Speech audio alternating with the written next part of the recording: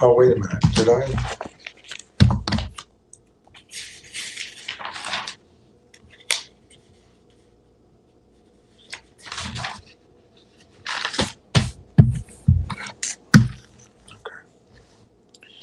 Ready to go. Ready to go.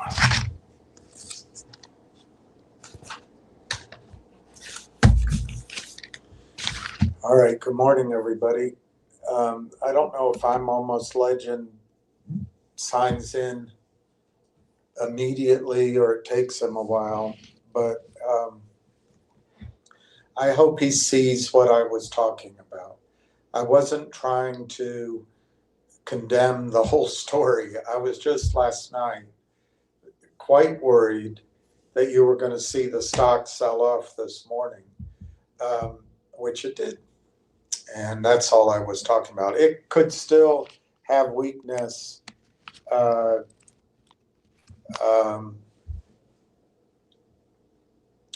suppose tomorrow, maybe Wednesday, but I don't think so. It might be the worst. We might have seen the worst of it. I hate to say this, but what I think the stock is showing, possibly,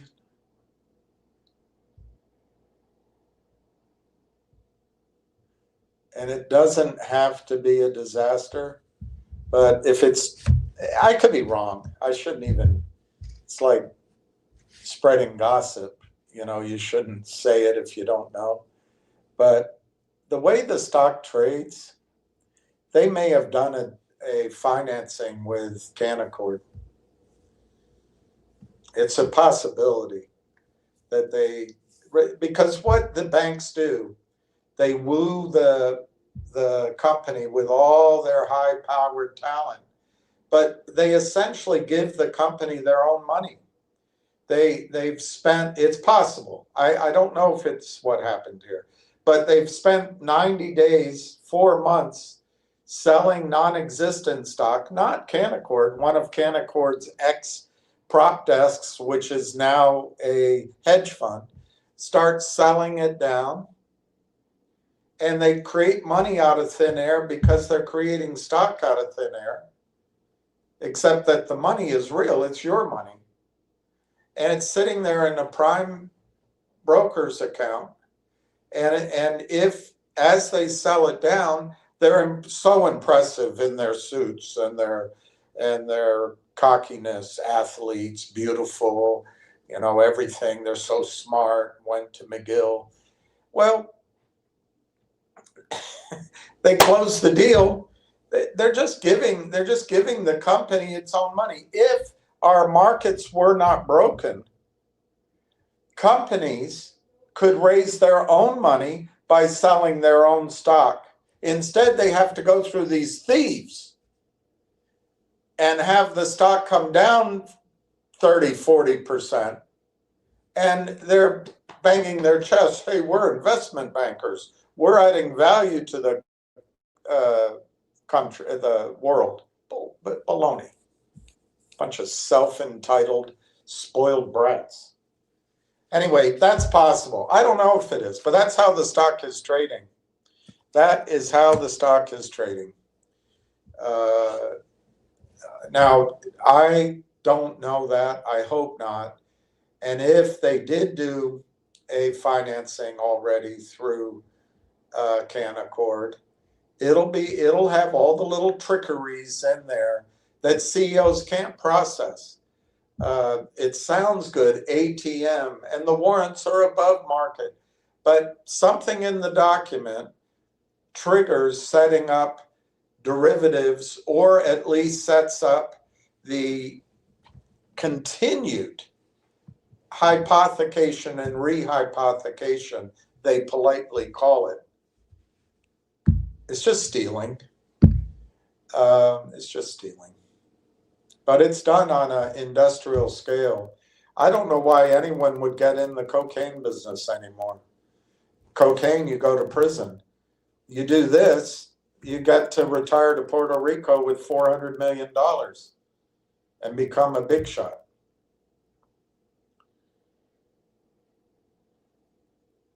Anyway, I have no idea if that's what's happened, but it's a possibility. My guess is if they did it, it's not a huge transaction, but I'm going to start adding another 50 million. Let me change, make sure I'm signed in here.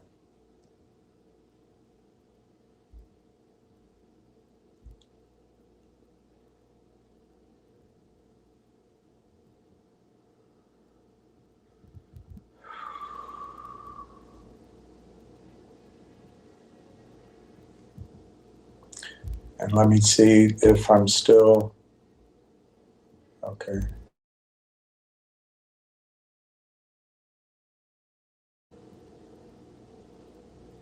Yeah, okay, that should be my sometimes this unit is not attached to this one, is not attached to Verizon. It is now. But then they don't communicate, and anyway, I just fixed it. I hope I didn't lose some comments. It looks like I lost some comments, but by doing that. So if anybody commented before Julius, I lost it, and I can't do it. I can't do anything about it. So anyway, that's a possibility of what's going on. And that might explain some of the delays. Even if they did that, I don't think it's disastrous. I think it's playing with fire. But that's not the fault of the company. That's the fault of a corrupted system. I should become Bernie Sanders of Wall Street. It's all the billionaires and the billionaires and the.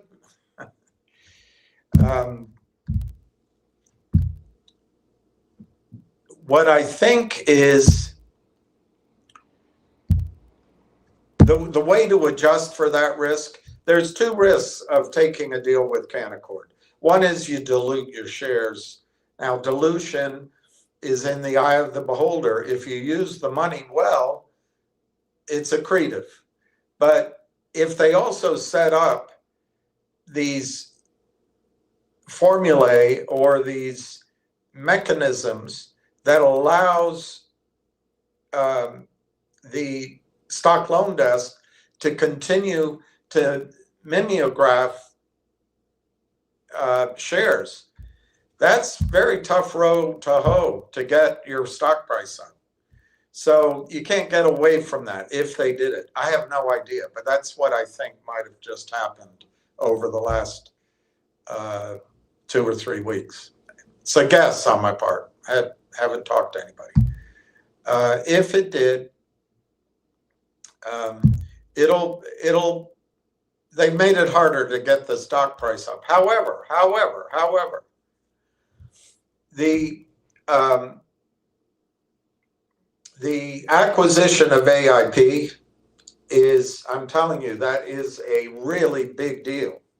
And it will cover for this if they did it.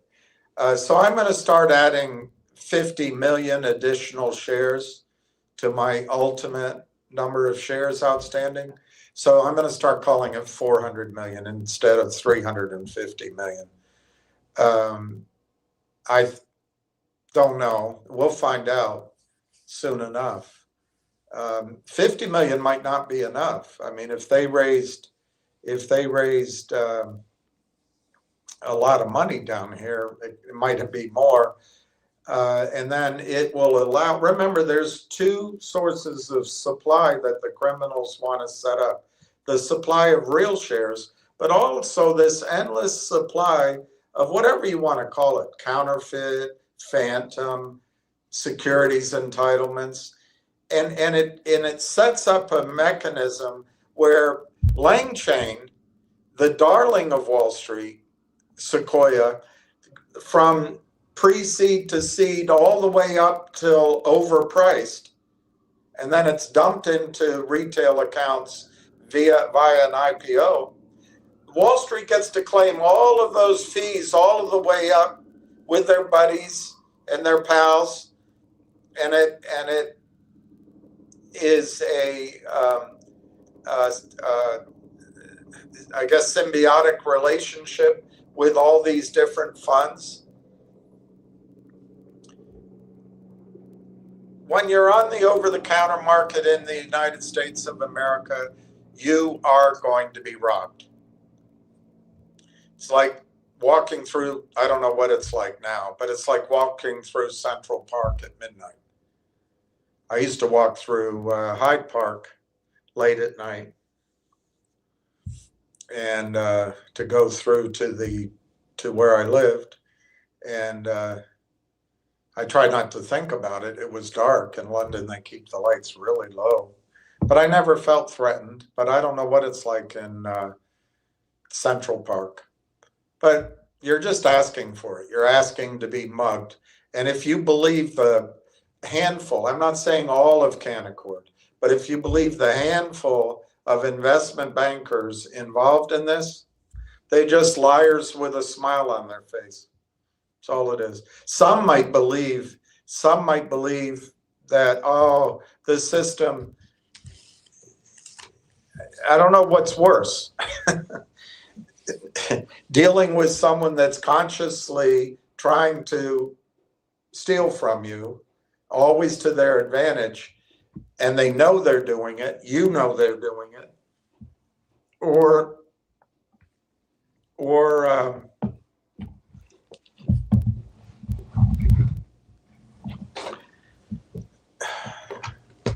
I don't know, I had something here to show you, and I guess it fell. It's all right.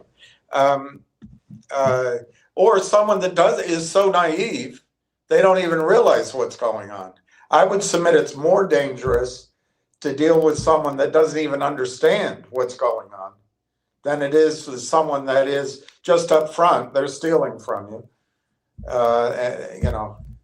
Because at least you know their motives. Anyway, let's get off of that. Let me just show you the impact, though. I think the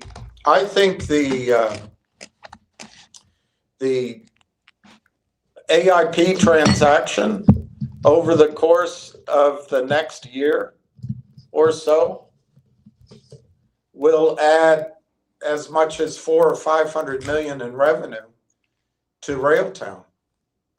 Let's just call it 500 million. Where does it come from? They have 400 million from 170 companies they roll up, but they've added companies. They're then going to host all those companies over at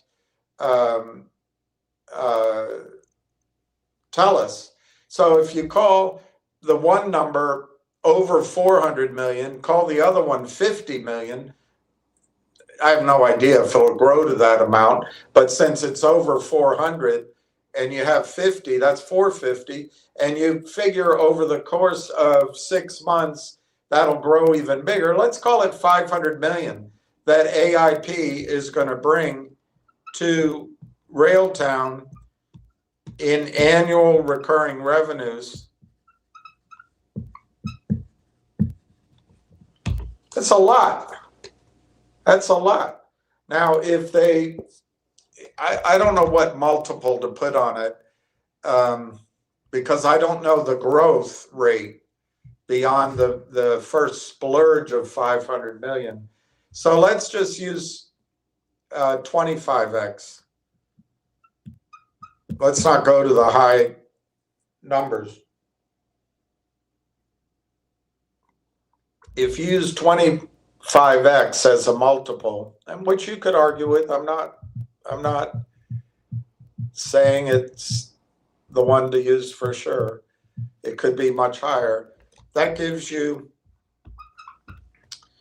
12.5 billion valuation just from those revenues.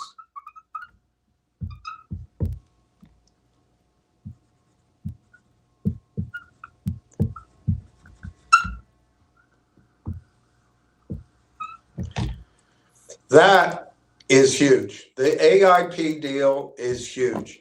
If they grow it to 500 million in revenue, which might be an overestimate by 100 million or 200 million, but on the other hand, it might be an underestimate if it grows rapidly. But if they get, so just know that it's a wild ass guess. But theoretically, if they could grow this by the middle of next year, forward projection to 500 million in revenue from the AIP acquisition, and you used a 25 multiple on that, it's worth $12.5 billion to the valuation of the company. But here's the rub. If they did a deal that's, well, there's three ways to do it. To get to this number, I figure that the calculation was by Corey, and I think I'm saying a smart calculation, was he's going to do it 51.49, something like that. So in other words, I think he has 124 million shares to issue to roll up all these companies. So anyway, when you add that all together, it's 350 million shares. So that's one way that they haven't issued. They haven't done a financing. So you divide that by 350 million shares as the fully diluted ultimate number of shares outstanding. And I'm going to just round this up to the closest dollar. Just from the AIP deal, 350 million shares, it gives you a target of $36 a share using a 25 multiple, and assuming ultimately AIP gives forward 12-month ARR of 500 million, high margin, by the way, high margin. It gives you 36 million. Now this $36, this number could be high by half or it could be low. I don't know, so just starting somewhere, trying to give you an example. Now, what if they did a little tiny toxic deal here or a little tiny financing that's not that toxic? So kind of in between, a little bit of poison.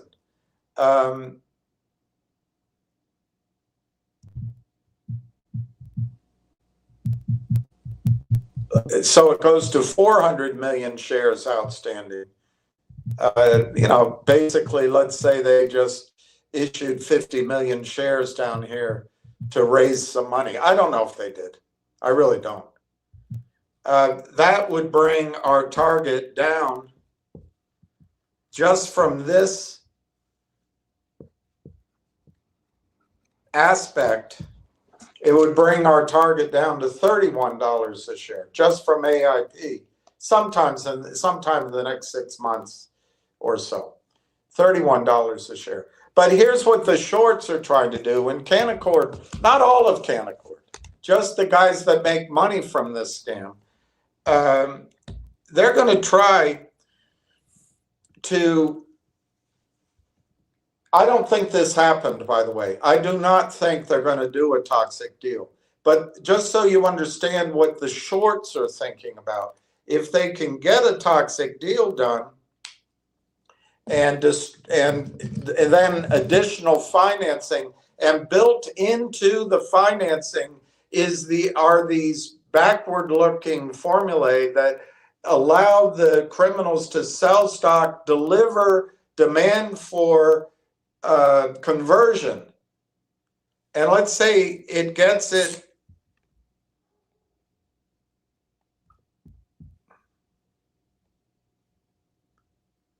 Well, let's just say, for simplicity,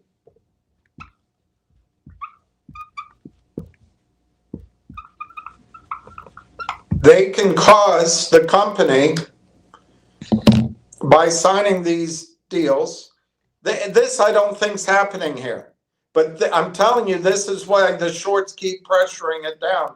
They want to make the company vulnerable. They want to get the girl out there, beautiful, hooked on heroin. So ultimately, she starts agreeing to sell herself, give the money to the pimp, and then when she runs out of the smack, she comes back. She keeps coming back. Totally dependent. It's against her interest, but she has nowhere else to go. That's what they do to each of these companies. They get them hooked on their financing, and they're not giving any money. They're not taking a risk. They're just giving the company their own money by selling stock that doesn't exist. And then the company has nowhere else to go. They keep coming back. And these scumbags like Jeff Easton will keep doing it over and over and over again with a big shit-eating smile on his face. But his smile on his face is no worse than Charlie Chuck E. Cheese Cromwell's shitty cheese-eating smile on his face at the over-the-counter market. Or Adina Freeman's empathetic smile over at NASDAQ. They're all in on it, in my judgment, either because they're stupid, or they choose to look the other way, or they're actively in on it. But so what the shorts try to do is ultimately get the company to issue 1 billion shares, 1,250,000,000 shares over time. And that takes that benefit down to $10.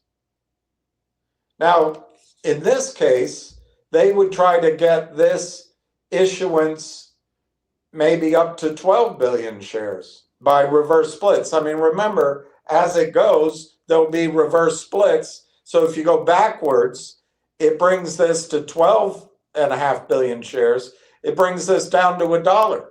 That's what the shorts do. That's the whole system. And anybody that brings the ATM to the CEO, they're in on it. They're in on it. There is no integrity on Wall Street. None. So anyway, I hope they didn't do. Can you have a little bit of heroin without getting hooked? Maybe. I don't know. I don't do drugs. But if you take a little bit too much, you cross that tipping point, and your life is either Janis Joplin or Keith Richards, or Jimi Hendrix, or it's risky. We'll find out. I don't think, if they did a financing here, I don't think it's going to be terribly. It's just a nip of the poison. I don't think it's going to kill the. I don't think it's going to kill the tree. But that's the strategy. And so the question is, it's not about the value the CEO creates. The CEO creates this value. It's the denominator. If Wall Street can get the CEO to voluntarily, without realizing it, slowly over time, destroy his per share value, by increasing the denominator, the number of shares that you divide into this value, they win. And this is without reverse splits. This is what happens, stock after stock. The story up here sounds exciting, but by the time a Genius Brands does I don't remember if they did it or was it CRTD, does a 1 for 500 reverse split, you don't see this happen, but this is what's happening. This goes from 350 million shares out to 12 billion. And it takes the per share value to a de minimis number. That's how the markets collude to steal your money. No one cares. But anyway, let's not worry yet. I don't think, number one, the company does not need money. So unless they got pitched a lot of woo, they can get by on the monies that are coming in. I believe that they, with warrant exercises, they probably brought in about 300,000 or 400,000 this month. I think next month it'll be a similar number. January will be a similar number. And I think February it might be $1 or $2 million. So I think they have enough monies coming in that they don't have to go to the market. Now, again, the shorts want to get the price down so people don't want to convert their warrants. I'm telling you guys and girls, this strategy is insidious. It is, everybody's involved. The smiling attorneys, the smiling investment bankers, the smiling intermediaries, the smiling regulators, the smiling lobbyists, they're all in on it because it's a huge amount of money. Ultimately, their target is the trillions of dollars that the bankers can cause Congress to spend into existence to fight endless wars around the world on behalf of the banksters. Their target is those trillions of dollars.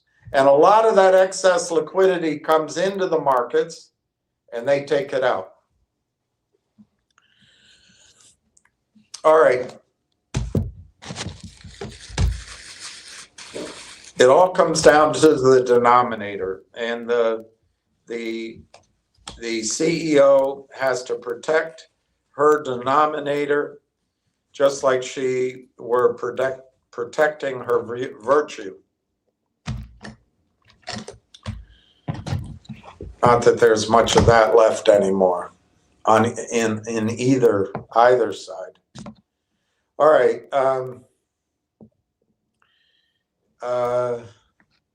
The stock Railtown is at 32.5 cents, which was my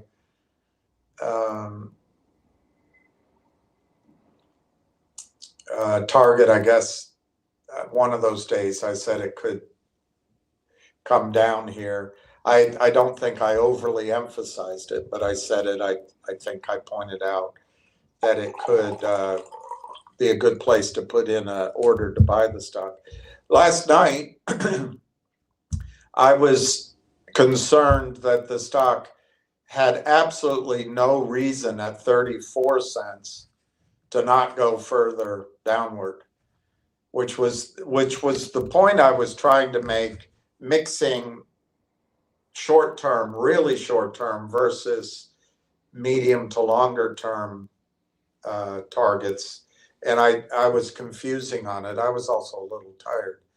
So it did this today. I also thought that there was a risk it could get down to 30 cents, 27.50.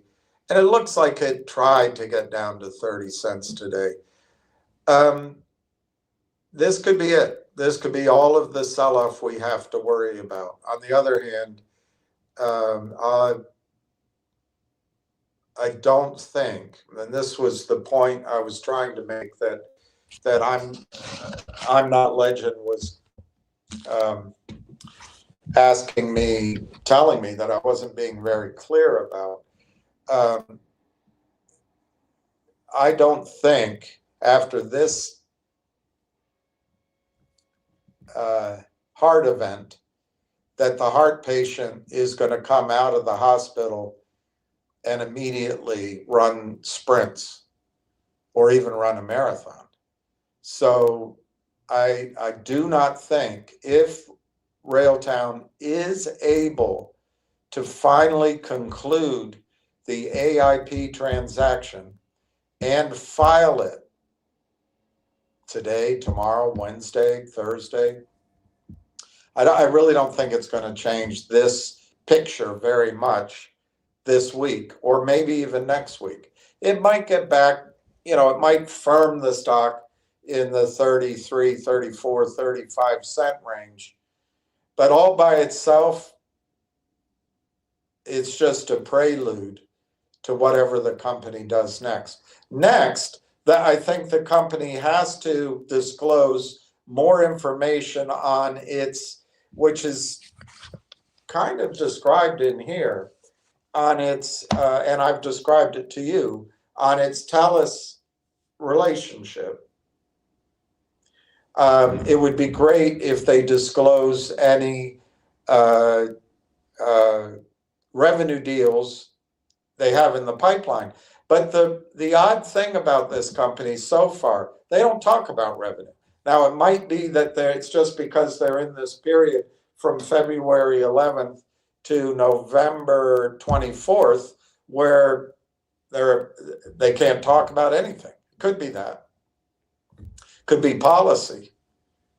So either they have to start not only locking in revenue, they have to start telling people about it. Maybe they don't do it publicly, but they at least can guide institutions to it. Or maybe they tell research analysts, who then tell us, which would be fine, whatever comes. But there has to be clarity, or hell, there's nothing now. It doesn't even have to be claro. It doesn't have to be clear.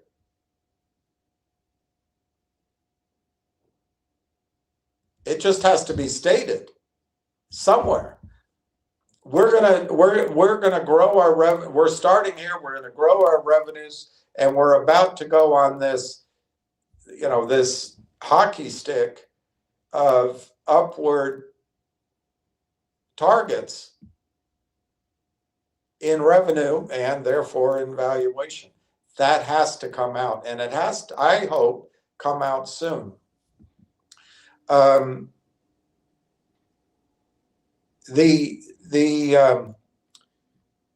That first thing is tied in to if they are able to release all material non-public information over the next days, and it might take a week or two, if they can get all that out, and however the revenue is discussed, whether it's through research, through press releases, through presentations, if they can get institutions to start buying, well, we're on our way. The dilemma is vacations. My opinion, Canadians have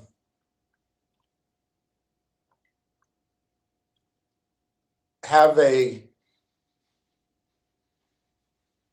healthier balance in their lifestyle, and vacations are a very important part of that.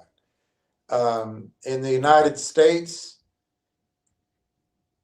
I wouldn't be as concerned with the vacations, although it happens here.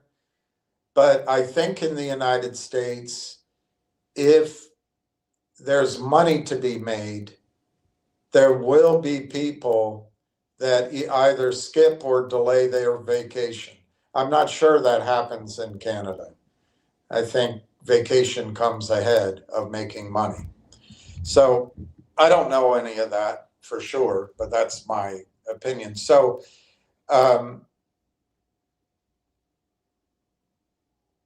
I think this week is going to be kind of a neutral week. It looks like we survived the sell-off today. Is that enough to survive further attempts to get the stock down? That's what the shorts do. I just showed you one of the reasons. They want to change the denominator. It's all they're interested in, both in real shares and manufactured shares. You've seen it. I mean, at some point, you just got to accept that's what our markets have become. Both parties. It's not a political issue. The banks run the United States government. Simple as that. And if you say it's the military industrial complex, or it's agriculture, or it's big pharma, or it's big oil, okay, you have an argument, but you haven't gone high enough. The banks finance all of those companies. It's the banks that run the government. And there's only four large brokerage banks, although they've all been split in two under that absolute simp of a president, Barack Obama. But that's just my opinion now. I voted for him twice, proud to do so at the time.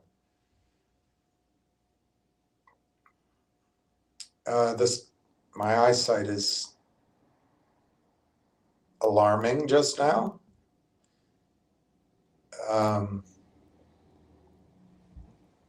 Okay, let me just pull it closer. Maybe that helps.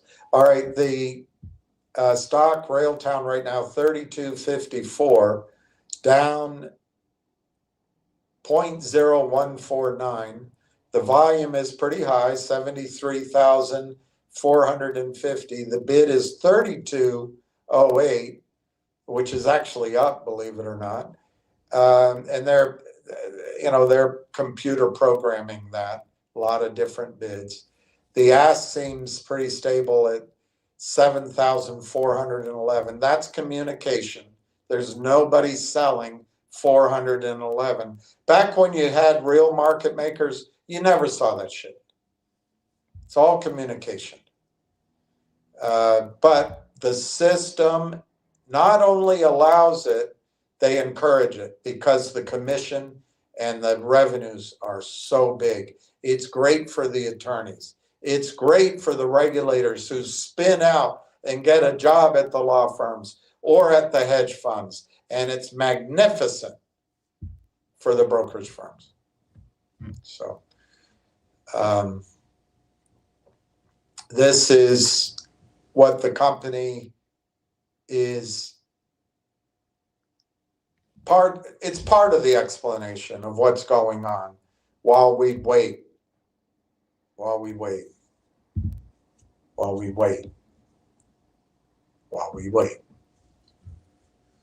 There's also a sell-off going on in the markets, and there's nervousness in the AI space. There's a lot of people trying to manage, should I stay long for my bonus or should I get out? But I want to stay in the top 10% of performance so that I get a bonus and next year we keep our clients. So there's quite a bit of year-end selling to lock in profits, or should we sell? It's, that's their competitive dance. Let me look at if I have any other stocks on this list.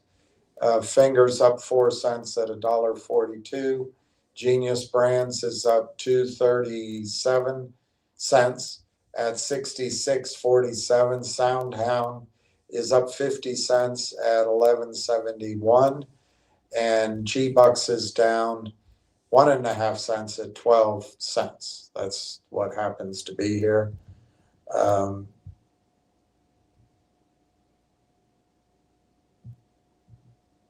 And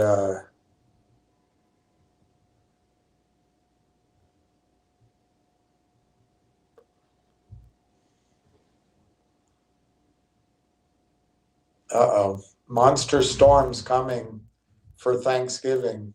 Traveler chaos. Traveler chaos looms.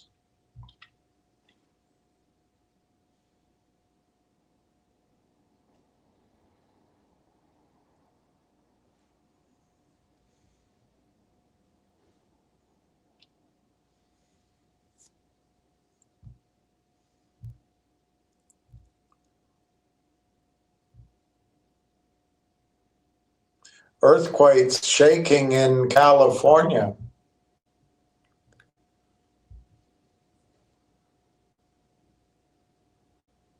Citadel's Rubner.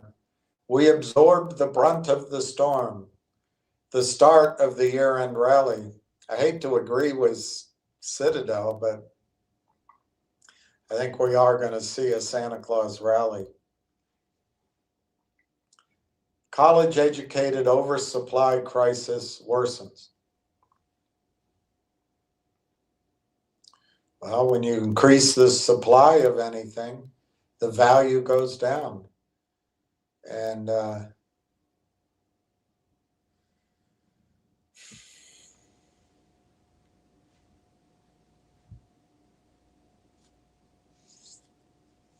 you know, and never mind. Let's not get off into those discussions.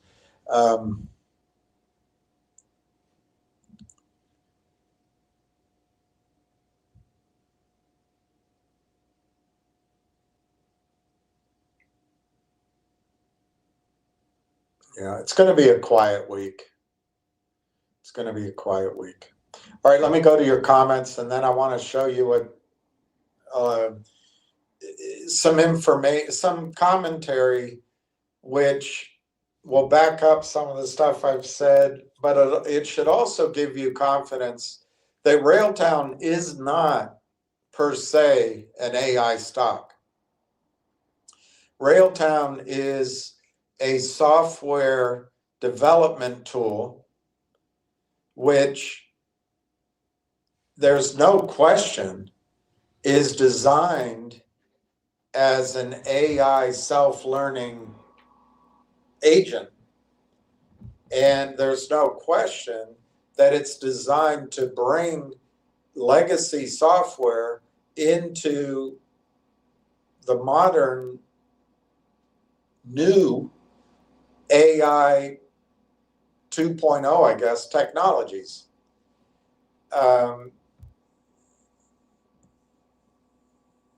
So it is AI, but it's not this stuff that everyone is panicking about, the NVIDIAs, the circular financing, all of that. And there's some questions whether that's actually, there's a bullish side of the case too.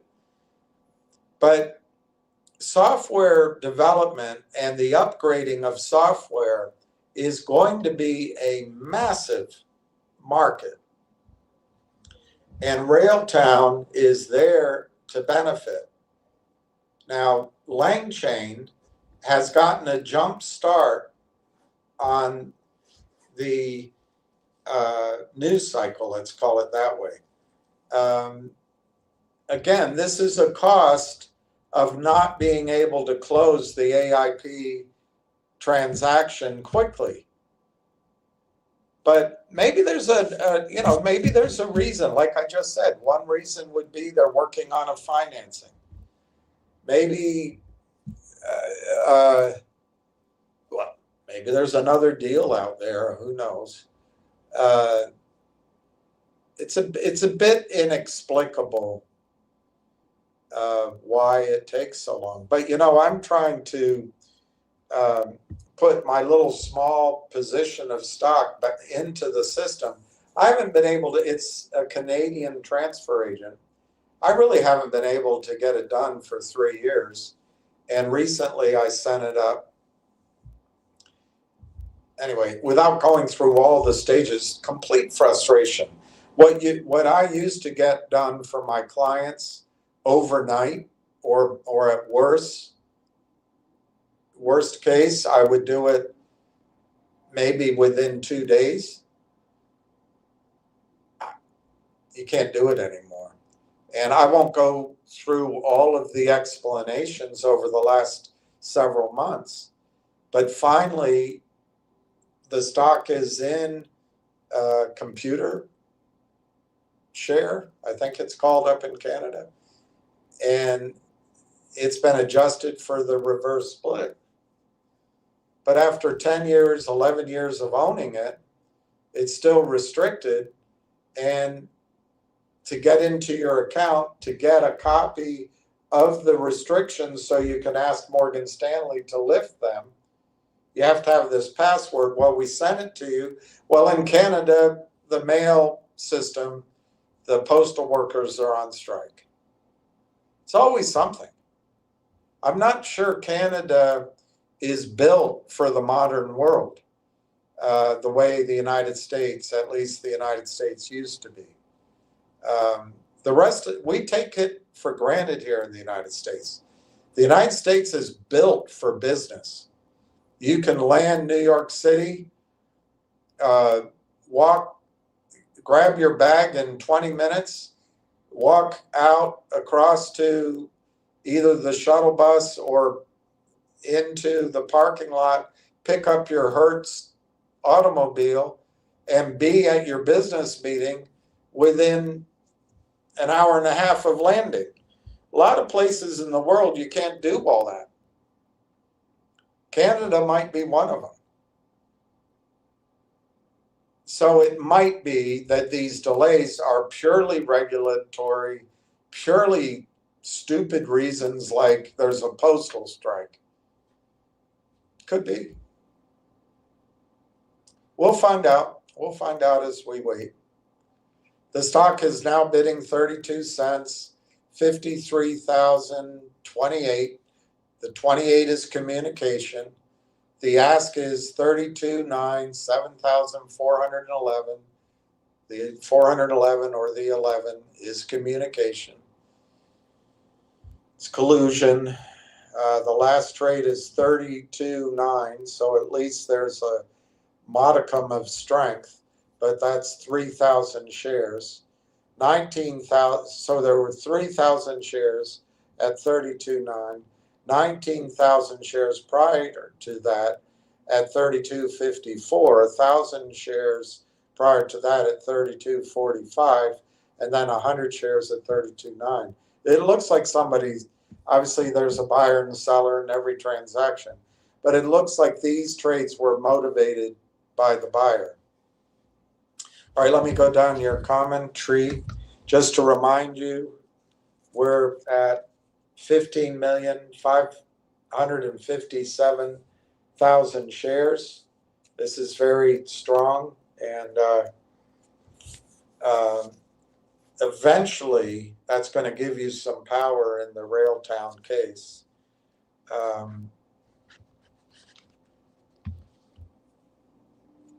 And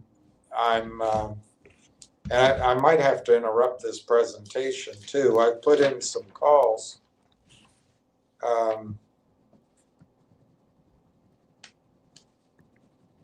To the company, and if I get any calls back, I'll just have to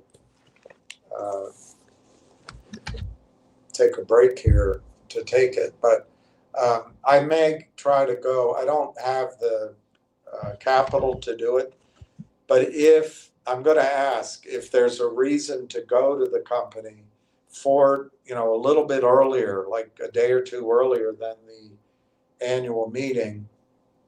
I could also visit with, there's 2 companies up there. I could make the trip beneficial.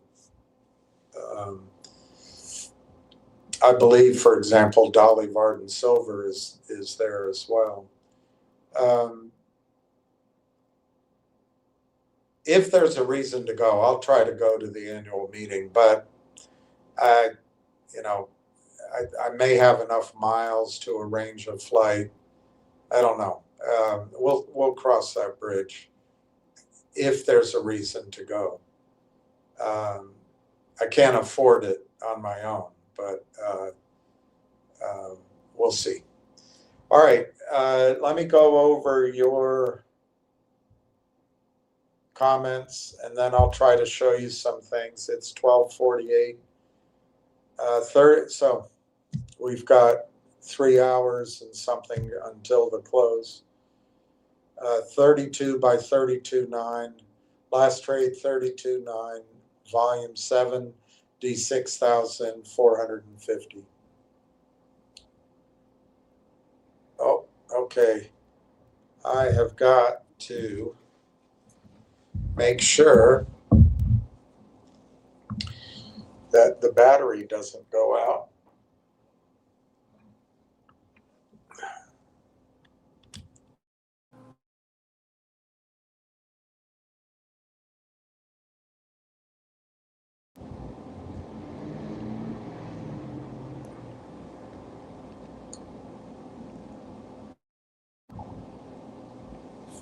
Great. All right, got the battery going.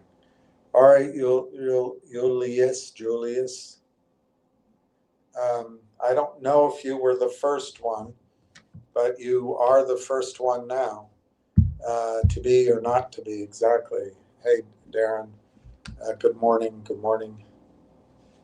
Hi, Pat. Um, uh, hey, Fast Eddie. Good day to you, sir. Not positive, because I'm not seeing the normal taglines, but good afternoon, all in for Railtown. That's a good slogan. Damn, DMAC. No, that's not DMAC. Good, that's Donna. Good afternoon to everyone. I'm almost legend.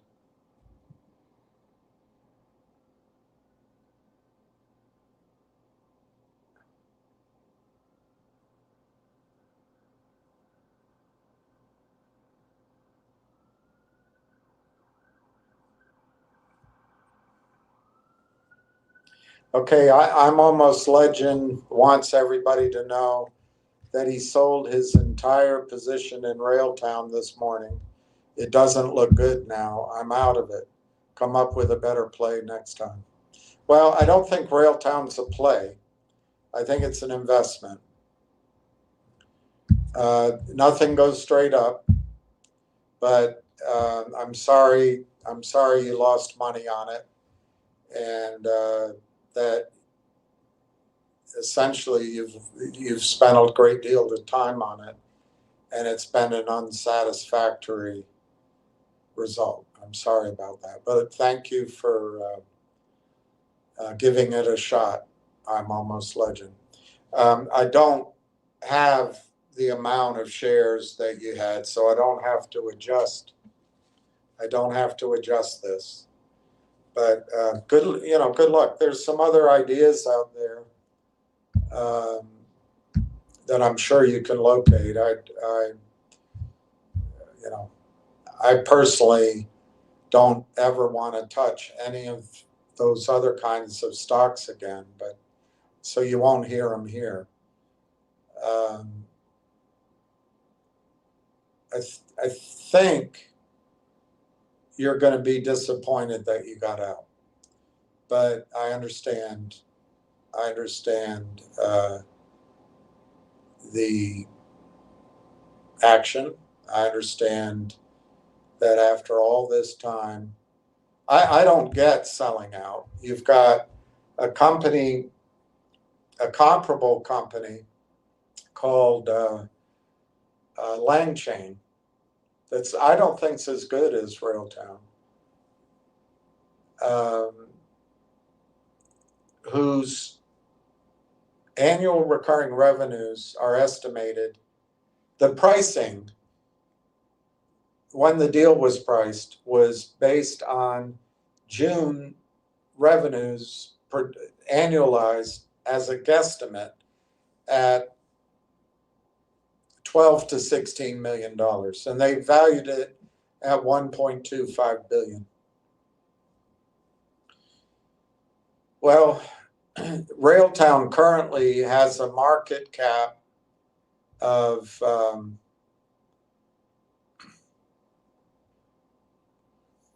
it's approximately 60 million, but let me go to Yahoo and see what Yahoo is saying.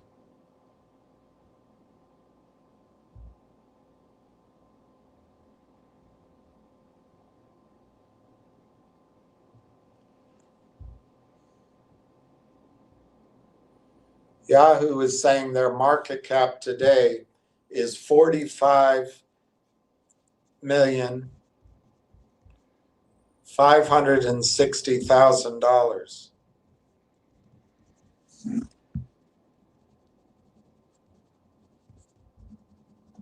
So if you take, it's a legitimate comparison, because Railtown, with just the transfer of the AIP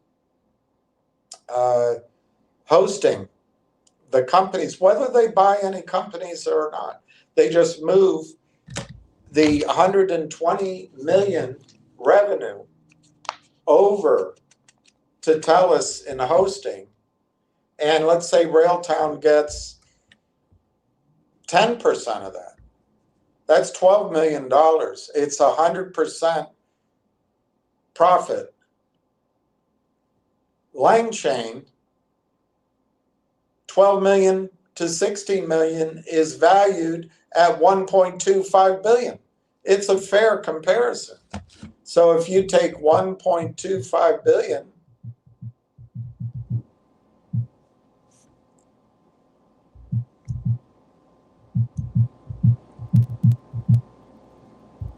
that's 27x from here. 27x. So either Sequoia Capital has mispriced LangChain by 27x, or Railtown has been suppressed by shorting and lack of news, and it goes to the value of LangChain. Or another possibility, they meet in the middle. You'll never know about it, about LangChain. It'll be years from now you'll hear about that. But maybe Railtown doesn't go up 27x. Maybe it goes up 10x. But luckily, you'll be in cash. I'm not going to find a better play next time. This is the best play. But if you look for something, you want to do something, I'm almost legend, I would buy physical silver. The silver has already tripled from where I wanted to buy it, and I started talking to you. You're going to pay $60 an ounce. But I think it's going to double in this next run. Probably it's going to be tricky, but probably when it gets there, $100, $120, it's a good sell. When the crash comes next year, you may be able to buy silver back at $40 or $45 an ounce. But if cash is a good thing too, I'm almost legend. Cash is a good place to be. But I'm sorry you're out. And I'm sorry it's been an unpleasant experience. Quit that. Good morning, Clay. How are you? Pat says, okay, bye, legend. MM says, Hadi. Os legend. I'm not going to finish that. I'm almost legend. It wasn't a great play to begin with. I knew we were heading back to 19 cents, 20 cents, but after a dollar plus when the bubble burst in its entirety. Well, is this the same person? You usually write so well. You think we're going to go to 19 or 20 cents? I'm not sure. I mean, anything can happen at any time with any stock price. We're now at 32.19 on the bid. Could we go down to 19 cents? Any stock can go down by 50% at any time. So you might be right. I don't think so. I don't think so. But you knew it. So if you knew it, you probably shouldn't have purchased it. The bubble burst, but after a dollar plus. Oh, you thought it was going to go to a dollar, and then when the bubble bursts, it would come down to 20. And so it's better to get out here. Okay, I guess I see your thinking. Don't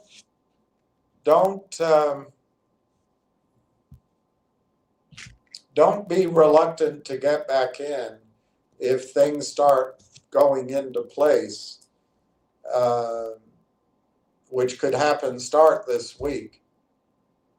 But I think maybe some of my frustration and some of my short-term technical opinion maybe got you thinking that I no longer understand or believe. Look, that I don't know that the Canadian Stock Exchange gives 10 days versus in the United States, the exchange gives 5 days. It has nothing to do with anything.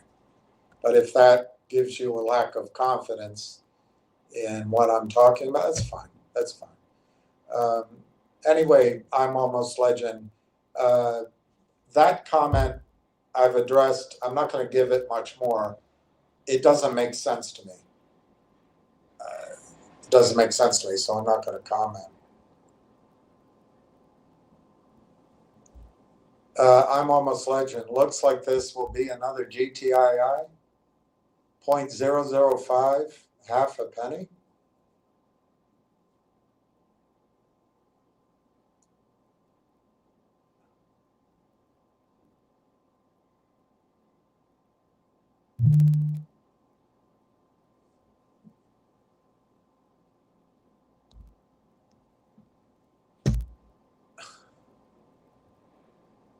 Are you the same person?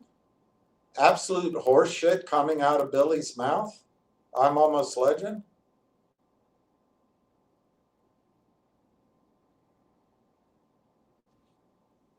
Now I'm almost legend, you're an expert?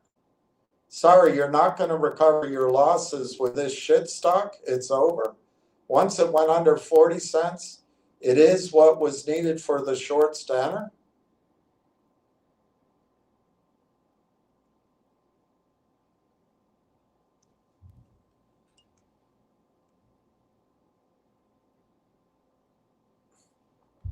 Wow. I don't know what to say. I'm glad you're out of the stock. Just stay out of it. You know, I'm almost legend. Just stay out of it. I see the bottom at 19.20, but with the bubble, bringing it barely to a penny. So you're a short seller.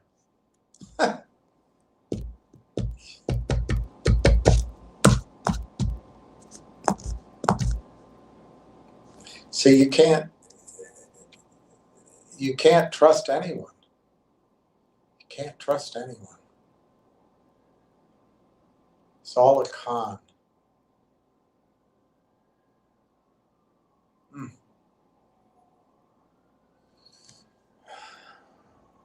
All a con. And now he's saying I'm a clown.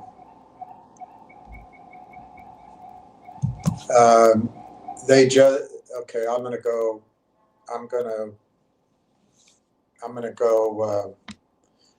get a FedEx package. I'll be right back. I'm very disappointed in you, Almost Legend. I don't mind you selling the stock, but now you're actually one of the shorts? Good Lord.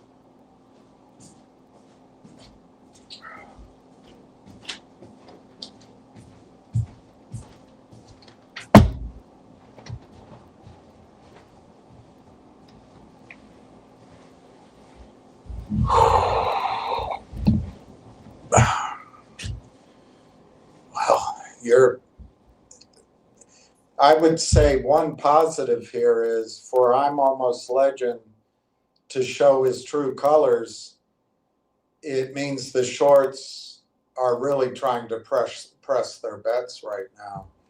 I don't take it per se as a sign of desperation, but this is not a GTII. But anyway, let's see what I'm Almost Legend says here. Forward projection without knowing the revenue is crazy work. Okay.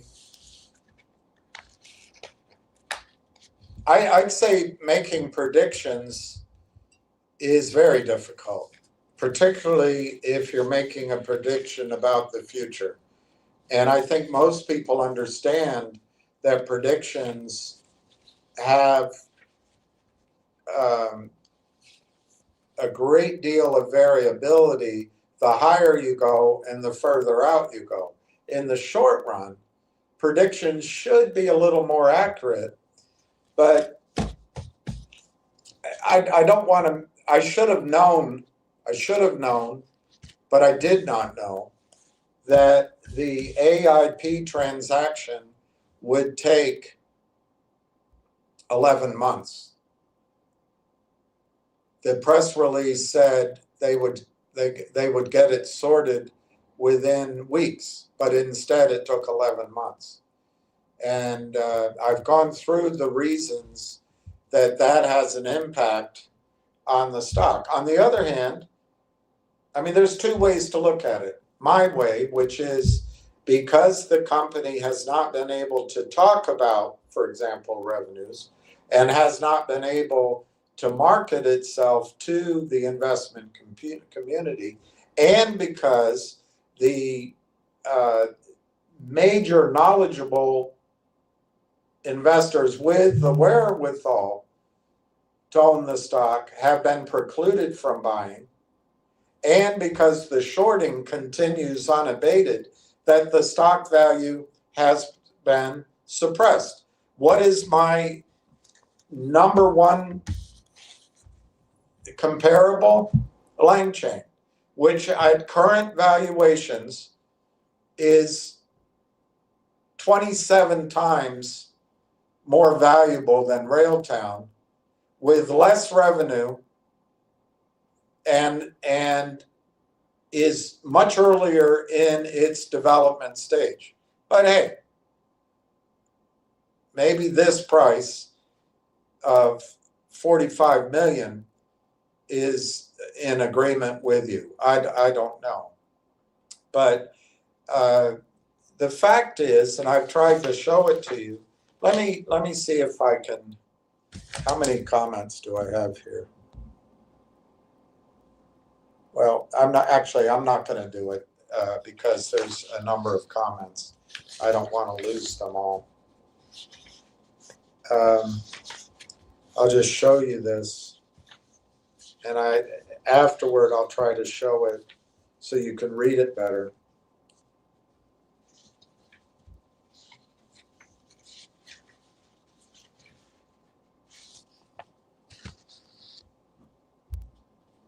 Here's their compute TELUS and AI Railtown compute partnership. I'm not going to spend time on it right now, but right after that, they talk about the revenue model. So I'd submit to you, you don't know of which you speak. Railtown AI Technologies is monetizing its newly announced partnership with TELUS. This is from the company, and I've addressed it many times. Through the deployment of our agentic frameworks within TELUS's sovereign AI data factory, while TELUS provides the hosting and compute infrastructure for large language models, Railtown contributes its proprietary agentic frameworks, tools that enable the creation, orchestration, and management of autonomous AI agents. Hyperscalers like TELUS require frameworks or developer toolkits, ADKs, to make their hosted large language models truly usable. Without these frameworks, it is extremely challenging for customers to build, deploy, and interact with AI agents effectively. By combining TELUS's secure domestic AI compute environment with Railtown's frameworks, customers can efficiently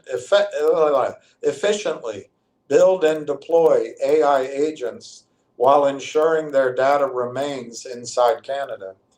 The revenue model is usage-based and blah, blah, blah, but they don't break down the exact percentage.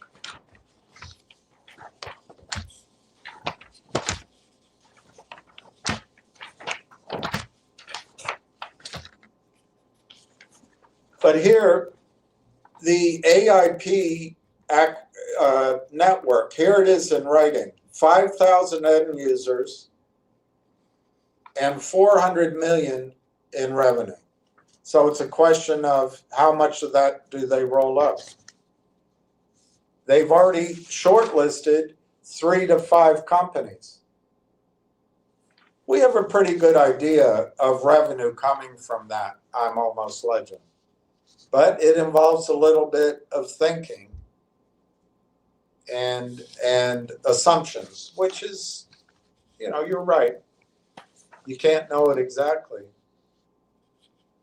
Here they emphasize that number again, the 400 million, and it's the 2 companies combined. They point out here that the integration of Railtown's AI service suite will deliver to the affiliate network high-quality AI service solutions, and then it also will activate the revenues in that revenue sharing agreement. Here is, we know this revenue is coming here. You got 180 affiliates. They're going to use this plugin to then unleash the power of this factory. And that we know that's there. We don't know the exact amount, but you know what? We can make an assumption based on the number they give us right here. Do you see it in green? 120 million. 120 million. So the current 170 companies, it's grown to over 180, spend 120 million hosting their AI, in other words, leasing. In order to provide AI services to their end users, they spend 120 million currently annually. That's going to be moved to tell us. And there's going to be a revenue share. So you can say inaccurately that we don't know the revenues. I don't know the percentage for sure. I think it'll be more than 5%, but less than 30%. It's a pretty wide range. But I don't know it for sure. We should find it out. But if you just assume 10%, that's 12 million in annual revenue. And again, it just needs to be projected with essentially 100% margin, as compared to LangChain's estimated 12 million to 16 million in annualized revenue, where they make no money. And the company's valued at 1.25 billion, excuse me. That is either saying Railtown is massively undervalued or LangChain is overvalued massively. And maybe there's some middle ground, but it's not that we don't know their revenues. Currently, if you assume 12 million in 100% revenue going forward at some point, say in the first quarter, as a projection,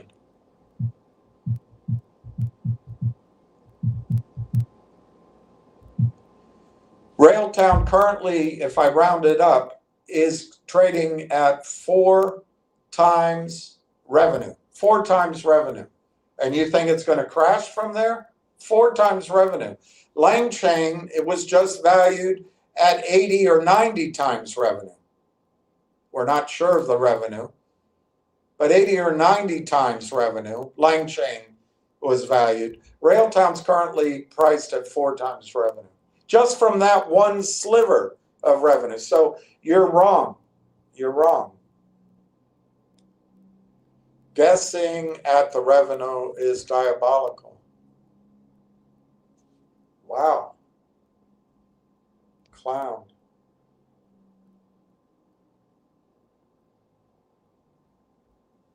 You can also deduct 175,000 shares from your total. I'm out. I lost too much.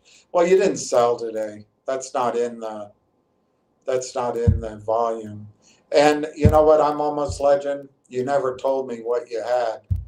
So there's nothing to take off. I'm shocked that you are a short. I really am shocked. I hope you're making a lot of money. I really do. You seemed like a good person.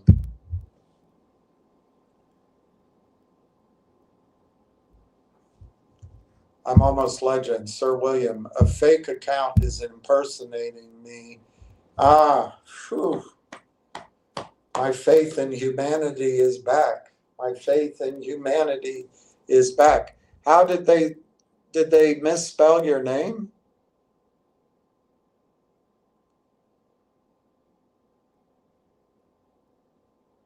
No, somehow. I'm sorry. I'm sorry you're going through that. Sir William, a fake account is impersonating me, and I've reported them. If you look at their username, I'm almost legend, whereas mine is I am almost legend.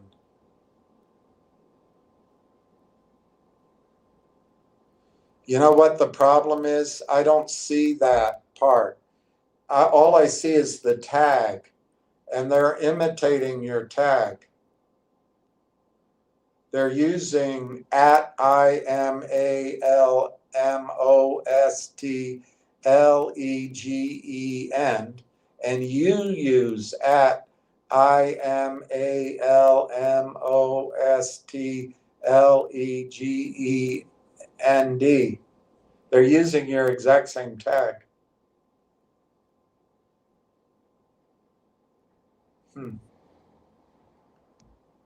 I've never used verbiage like that. I agree. I was surprising. I was surprised. We have a fake account here.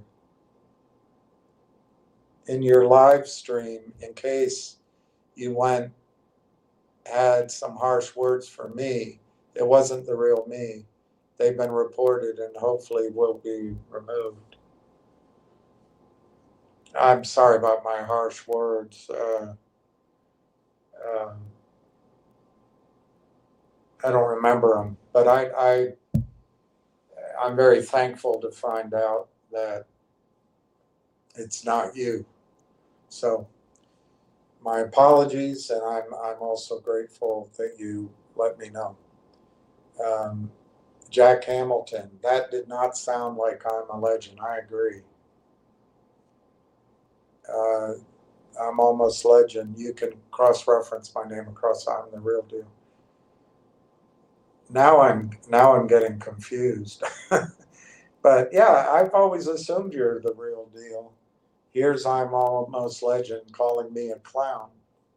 Good lordy. Jack Hamilton, good afternoon, William. Adding more RT right now. Get the shares when good for you, Jack. MM. I'm adding more Railtown. Now know the shorts are so desperate to be making fake accounts. They may be in trouble. Remember, these shorts are not backed by a big hedge fund like the typical attack on the entirety of the market cap. So they may be feeling, I mean, they're happy today, the stock's down, but they really haven't covered anything. The volume now is 90,000 shares. The last trade was 100 shares at 32.9.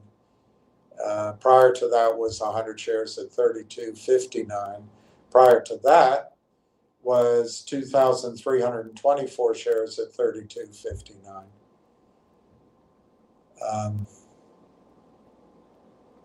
There is a trade of 10,000 shares at 32. So someone was hitting the bid. There's Steve. Hi, Steve.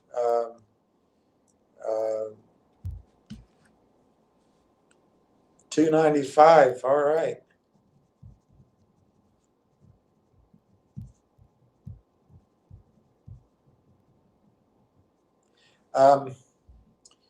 Look, I tried to warn that this week was going to be, a big blah with some risk to the downside.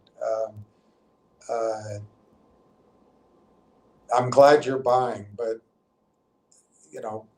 hopefully your target isn't this week or next week, but rather maybe the middle of December, middle of January is where we'll start to see our rewards, I think. But there's no question that my timeframes have been totally wrong, and I do apologize for that. I believe it's because the company is in this prolonged squawk and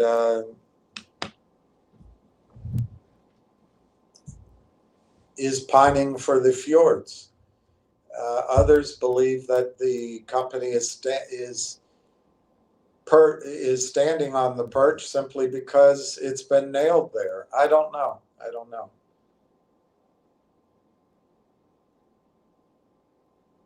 Good for you. Darn skipping, MM. Exactly. I'm almost legend. Sir William, you need to better educate yourself when it comes to technicals on the chart. You were too far into fundamentals. Even the fundamentals are fudged.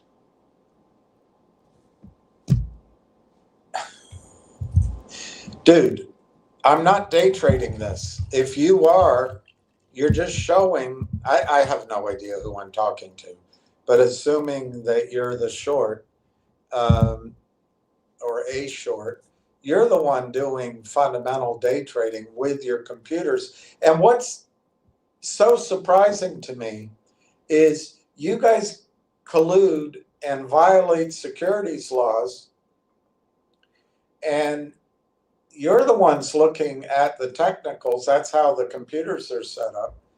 And then you come to me and saying, I have to learn more? No, we just need an honest market that puts you guys out of business. Bring back the uptick rule. Bring back the know your customer rule. Get rid of the reg show exemption. Those would be starting points. And then on the financing side, unfortunately, I would put CEOs in jail for signing those financing deals. Because the SEC is never going to go after you all, but they will go after the CEOs. That'll stop just like that. That would dry up your business in a heartbeat if a CEO knew he or she could go to prison for signing one of your friend's toxic notes. I mean, that's a starting point. Putting in the consolidated audit trail that Ann Wagner wants to protect everybody's privacy on. When you can't even use your own bank account without Experian tracking it now. Now, please, don't give me your false morality and turning back on me. I do just fine with the technical as far as I'm concerned. I'm not a day trader. I don't want to waste my time understanding it better. But I can see the basic patterns, and I don't think you need to see more than the basic patterns.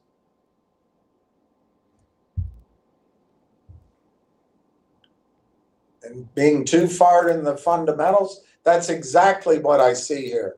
The fundamentals outshine what you guys have done to the stock.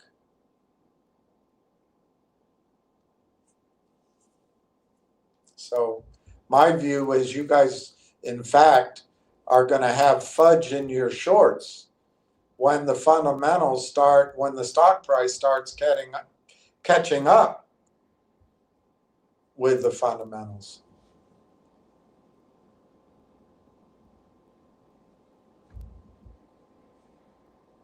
Jack Hamilton, if someone has to lie about their account, the opposite of their opinion should be considered.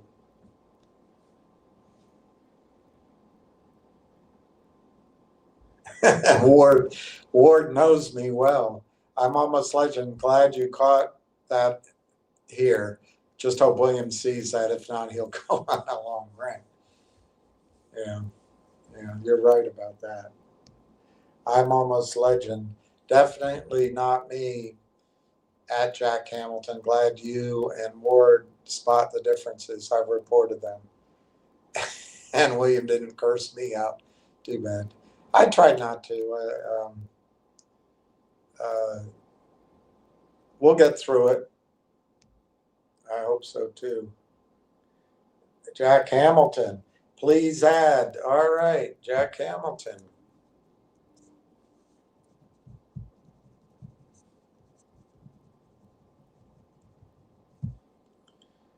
That's a great total.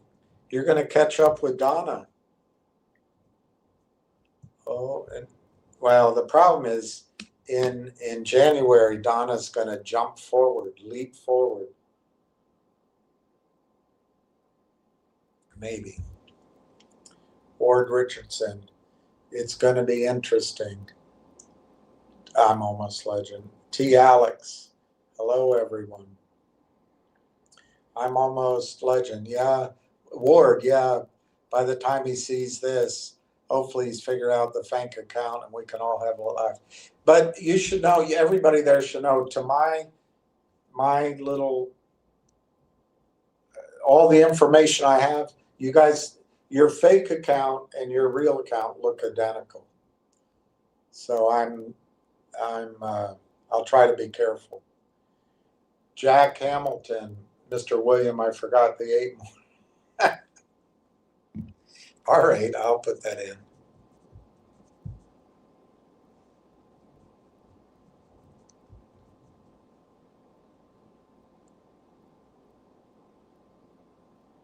Oh, I see. The total's the same. Okay.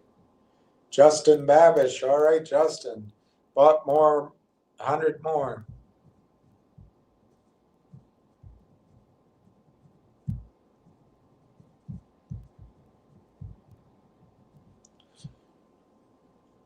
Justin Babbage, I would pledge 100 to your travel meeting if you get enough of us to pledge. It should be enough. You could give us your Venmo. Well, I've done it before. I have my Venmo here, but I just want to make sure I'm going. I don't want to take money and then not go. So let me talk to the company and if they call me back, and if it's worthwhile. I don't to just go to the meeting. It could be an hour. It could be half an hour, and I've done it before stupidly, and they come in, they hold their vote, hi, and then they go back out the side door. I don't want to. It's too much of a trip to go for just to say I went. I want to make sure it's worthwhile. But I appreciate that. I'd love you to put that $100 in the stock. Jack Hamilton, I'm in for 50. Thank you, Jack and Justin. I don't know who this is, CB. I don't know who CB is, but another one. Hi, Bill, long time no speak. I sold my Railtown position. If it's still a great company, I'll wait until it dives lower and repurchase it. Well, that is a nonsensical position to take. I would argue that it's already dove. It's had its dive lower, and it is still a good company. So now is the time to be buying it. That would be the position I take. There is another side of it, in fairness. That side of it is, if the company is so good, if the revenues are so strong, and if there's such a demand to buy the stock, why isn't it showing up, legal or illegal, Reg FD or no Reg FD? Why aren't the rumors going around and buying coming in regardless? And it's in the United States. I think that would happen. I don't know what happens in Canada. I really don't know. So it's a fair position to take, that the stock price is telling you that everything, all the information we have is just completely wrong. But thank you, CB. I'm going to move on because I think your comments don't make any sense. It is still a great company, and it has dived. So if you were sincere in your point of view, you'd be buying it now. You're just here spreading FUD like anyone else. James Comey and Letitia James are free to go. Their cases are dismissed. MM says CB is another short. CB says, I'm a real person. I bought 10,000. I'd rather get out and buy it lower. Well, good luck with that. I don't have you down, CB, so I'm not going to, well, I'll write it down just in case, but I don't believe I have you down.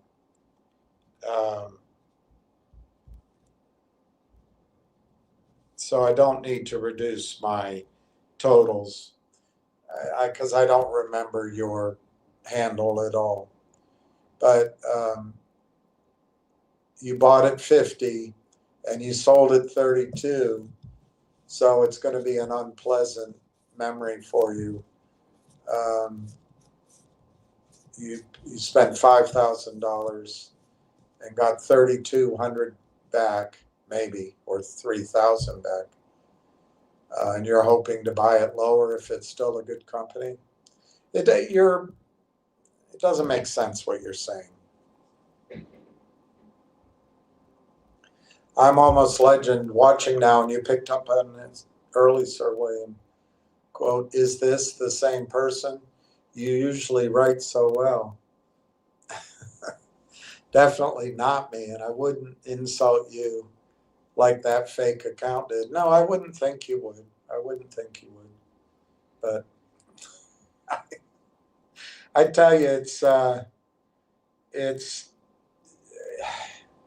just remarkable that the powers that be allow this to continue. If a CEO were to just issue a press release saying, by the way, our revenues from the TELUS deal could be 50 million over the next 2 years. I'm making it up. He would get censured and he might be banned from the business. He might lose his position as a CEO and he may go to jail. But these guys can come, they can pretend to be people, they can manipulate, they can do any of it, and no one cares. It's an embarrassment. It really is. The fake account says he sold all 175,000 Railtown this day, and the volume isn't 100,000. Well, it's possible it's 91,000, but it's possible he's using a dark pool, which doubly points out that he's a short. Doubly points out. So we're down almost 2 cents still. We're at 32 cents, which is why last night I was concerned. And I'd like to think this is it. And maybe we go sideways for 2, 3, 4 days to get our health back. And then maybe next week we can start gaining some purchase to the upside again.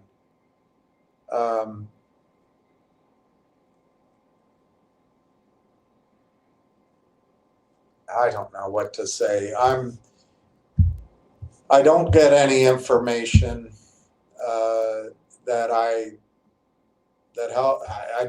I don't know what to say. All I can do is give best educated guesses of what's going on. But I really do believe, since they announced on November 6th that they intended to close this transaction by November 14th, my opinion, with respect, I'm almost legend, I don't think it has anything to, even though I used that as cover, I did to try to tampen down expectations. I don't think it has anything to do with that 10-day filing period. I think what's going on is that there may be an issue with getting it approved from the regulators, not the CSE, the regulators. It's just paperwork. It's just process. It's just endless bureaucracy. And the penalty for that is here in the price. And we've seen it happen before. And and there's no question, I defended some action in stocks before that then continued to collapse. So there is a sense of deja vu all over again. However, I don't think that's this time. I would love to speak to somebody at the company. I'd love that they could actually close the AIP deal. There's an aspect of trying to understand that it's the Canadian bureaucrats, or that in Canada the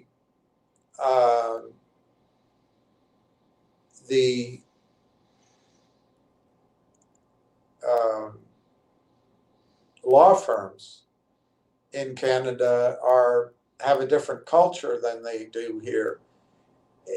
There's only so much of that you can say when the leadership of both companies, Railtown and AIP, are they just stumbling around highly educated geeks? Are they, you know, uh, business major professors? Are they not in the real world? They need to close this transaction. They've got to stop the bleeding. One of their products is called triage. Well, how about a little triage here? How about dropping everything for as long as it takes? Corey and Marwan hop on a plane to Toronto. Dr. Tom Kaur and Mike Nobrega and John Ruffalo meet them in Toronto. They have a all hands on deck meeting. They go into the law firm for AIP and say, what the hell's going on? We need this deal closed. If that's the problem. If that's not the problem, why don't they meet at dinner in Toronto and then all go in collectively to the regulator and meet her? Or why don't they go to the regulator's office, ask around, is there an expediter here? How much do we have to pay you to get this finished? Why don't they make it an all hands on deck? Go get the documents if there's documents and deliver them personally. Bring the news cameras with them. Do something. Shake it up. But I don't know. I think it's gonna. I still think it'll be accomplished by Wednesday. I do think that. That I don't get that from the 10 days. I get that from today was probably late arrival in the office, so I don't expect anything done today. Tomorrow, and then they've got to deal with all their other priorities. So then tomorrow might be the day with intense focus, and it gets filed, after the close of business today, and it gets registered at midnight tonight or pre-market tomorrow. That's my guess. So, Wednesday, pre-market Wednesday. That's my guess. We're 32 cents on the bid. It's going back and forth. The ask is 32.9.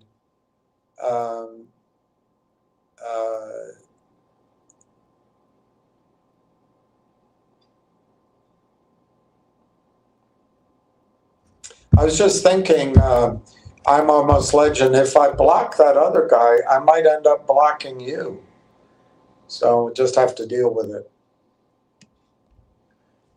Jack Hamilton, shills are thick today. Always a good sign. Yes, I think you're right. Justin, yeah, crazy. Totally not Legend's persona. Well, you never know. After he has a night out, you never know. When shills show up, big league. He said big league. I'm buying more. Everyone thinks Trump said big league. If you listen to him, he said big league. But whatever, big league. Here comes, this is I don't trust this guy. He says best stream ever, low TCG. Justin Babish. How can someone get hacked like that? I don't know. Technology isn't my strong point. Loat says hit that like button. All right, so maybe Loat's a good guy. LOAT, hit the like button. Justin Babish, look at the name. I am almost is the real one. I'm almost is the fake one. Yeah, but Justin, right now, all I see is the tag, the at part, and the at is just the same. So that's my difficulty.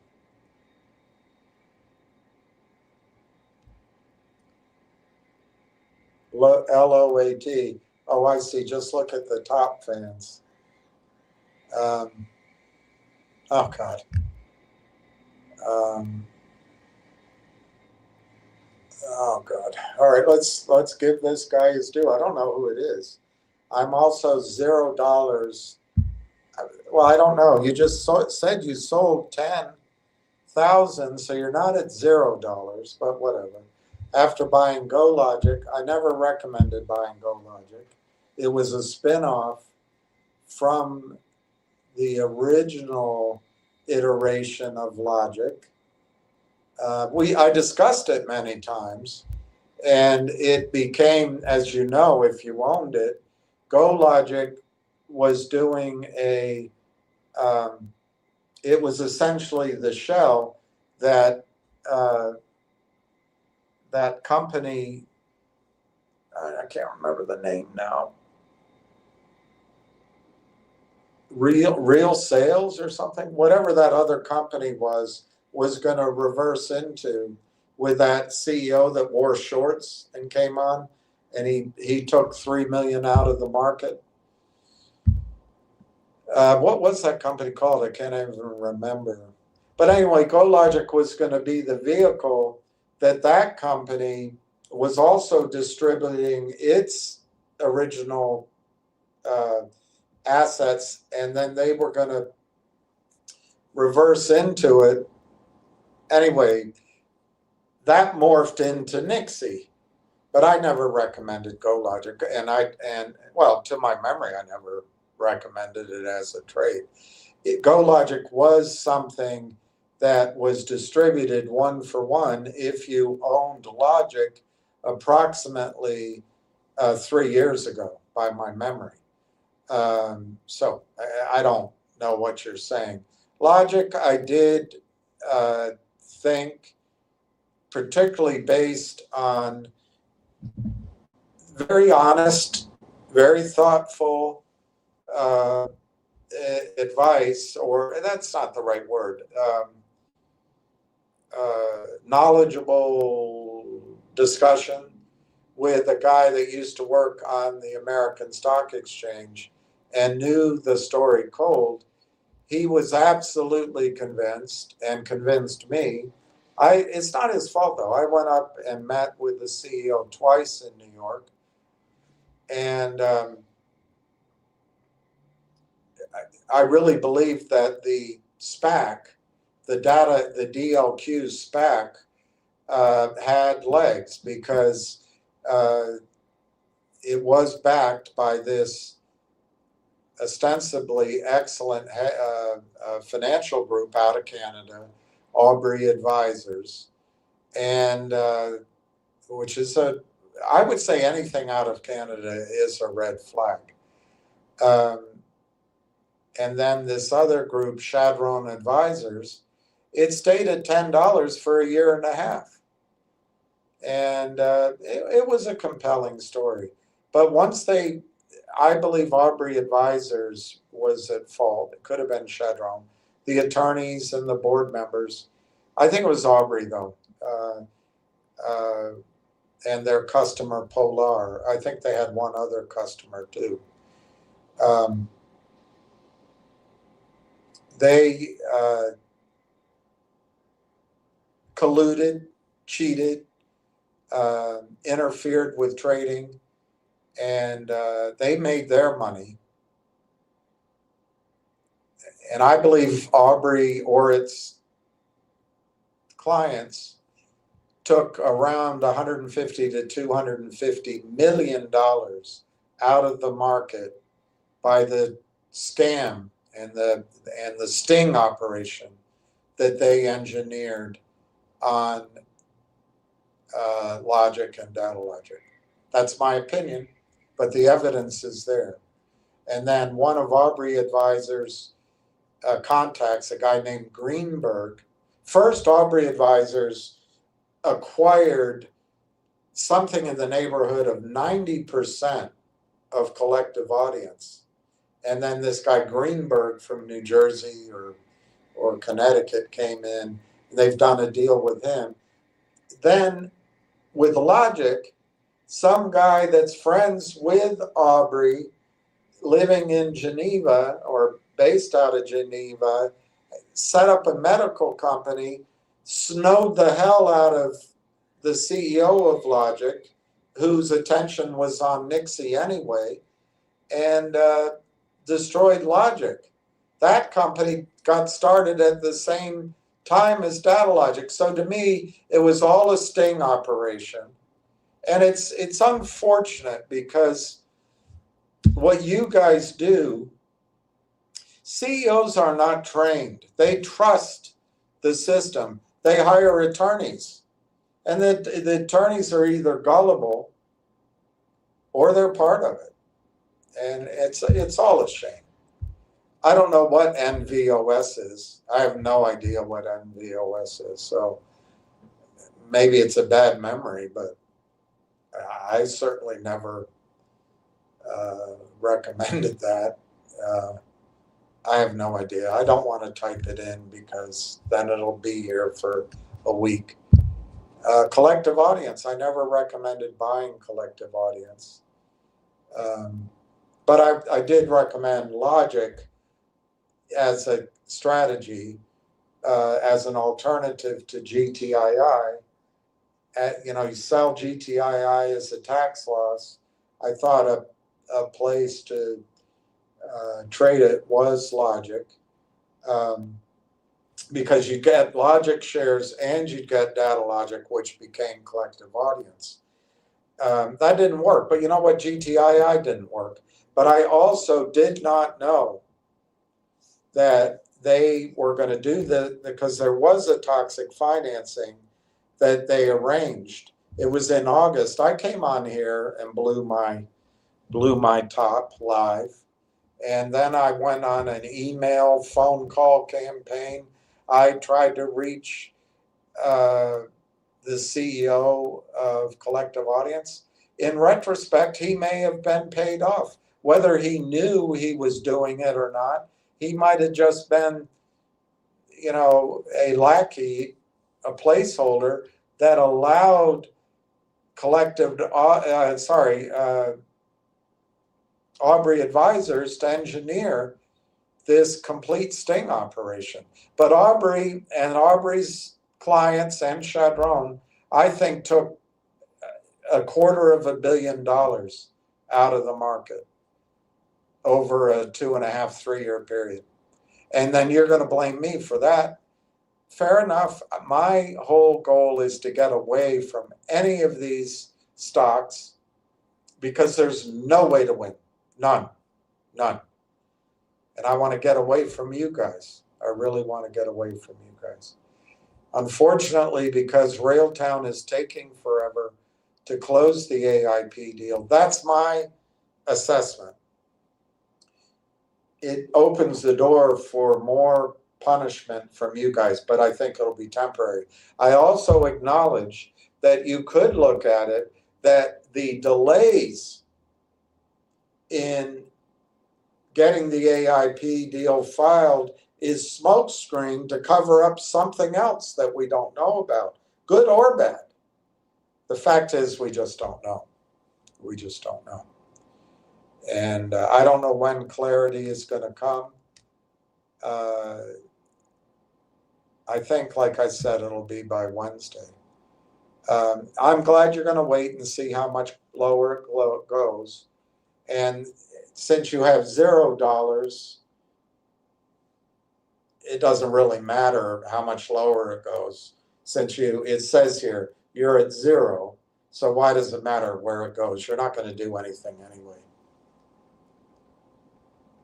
LOAT. You can see two, I'm almost legend. Yeah, I can't distinguish between them, so I'll just try to do. I'm going to try to. Justin, look at the name. I am almost legend. Good. I'm almost legend. Bad. Yes. I can't see any of that. I can't right now. I don't know why. I can't see any of that. All I see is at I'm almost legend. That's all I see. Something good is coming with Railtown. I can feel it with the desperate shills. That's a good point. That's a good point. The shills would know. maybe Canaccord is about to do something good, like research, for example. Canaccord could be releasing research, and that's getting back to the trading desk at Canaccord, which is getting back to maybe an institutional broker who has one of the shorts as his client, and he's told the client, look, we're coming out with research next week. Could be. It's all guesswork. CB, I also lost money on Finger. Well, I can sympathize with you there.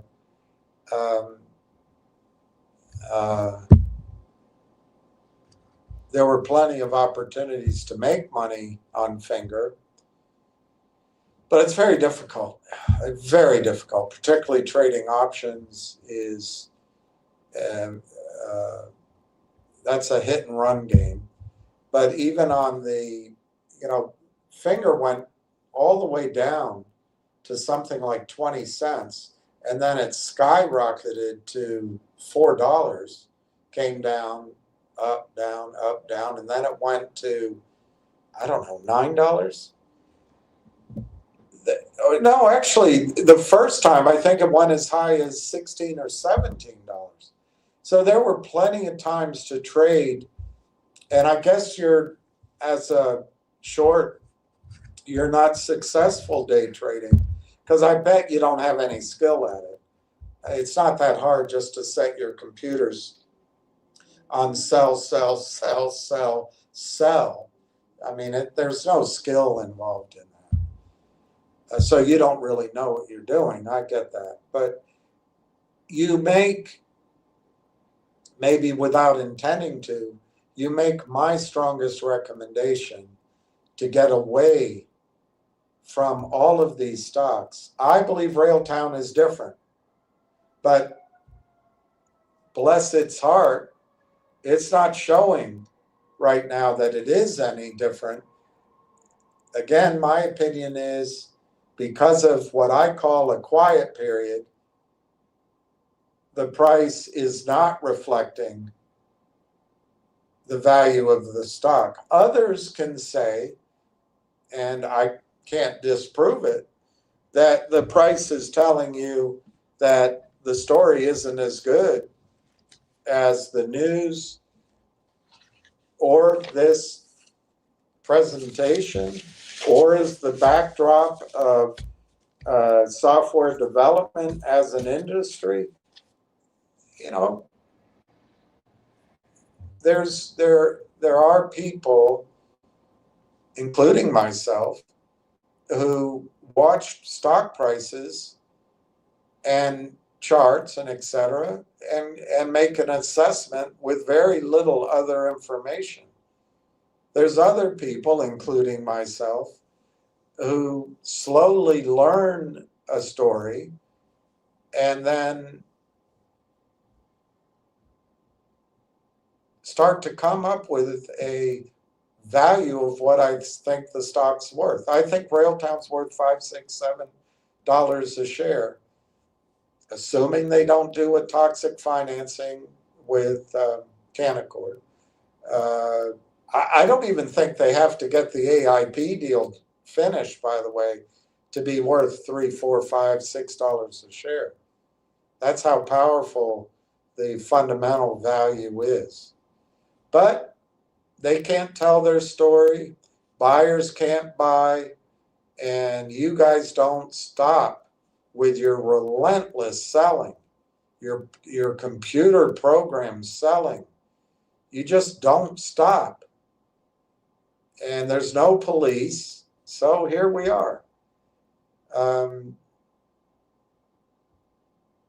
Where I could be wrong in my optimism is if, I think it's two things. If the company does the toxic deal, I'm going to have to deal with that. I don't think they're going to, and I don't think they have to. Stock trades like you guys might have convinced them of that. But on the other hand, I think the stock would be lower today if that were true. And I find it hard to believe that that's happening, but that's a risk. The other risk is the whole story is made up. I don't think that's right. The other risk is there's a panic sell-off, not only in the overall market, but in all the software development stocks. All company after company worldwide goes bankrupt. They don't spend money on software development. There's no, the TELUS Sovereign Factory, there's no customer usage. I mean, you can try to come up with really dire fundamental situations and market action. I personally don't think any of that's the case.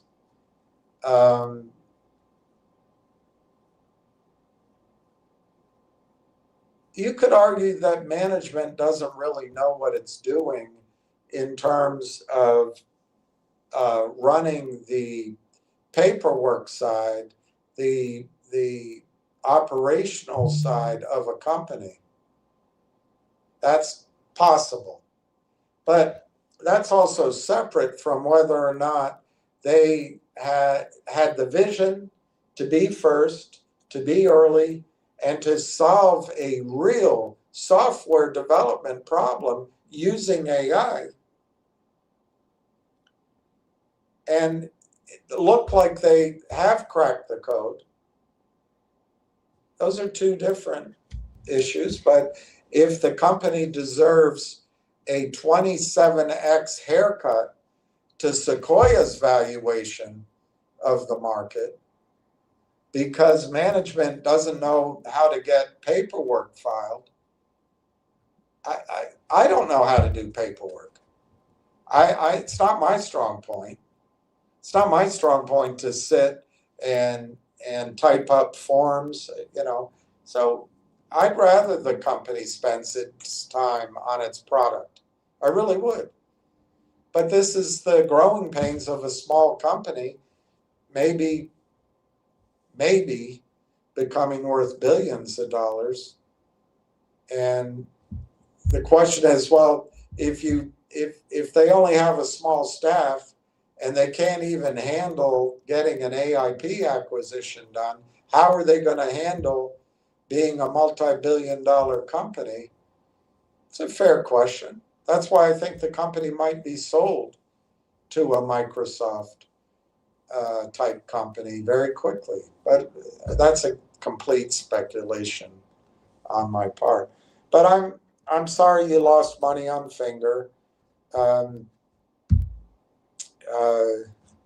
It's not the topic of this live, though.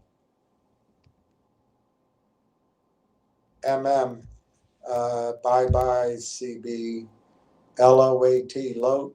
Finger is up 3%. At least something is green. Well, let's see. I've got Finger up 4%. It's green. I've got Genius Brands up a tiny bit. SoundHound is up 45 cents. So you have that point.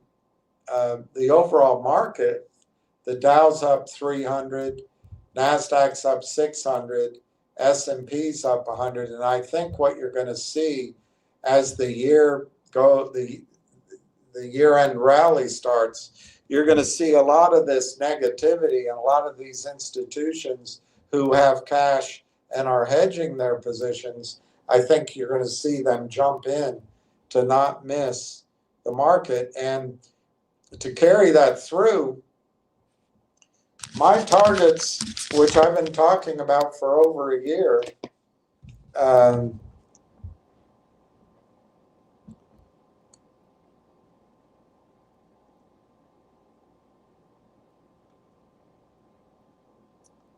$8,500 on the S&P, the Dow 65 grand, NASDAQ 30 grand, and the Russell 4,000.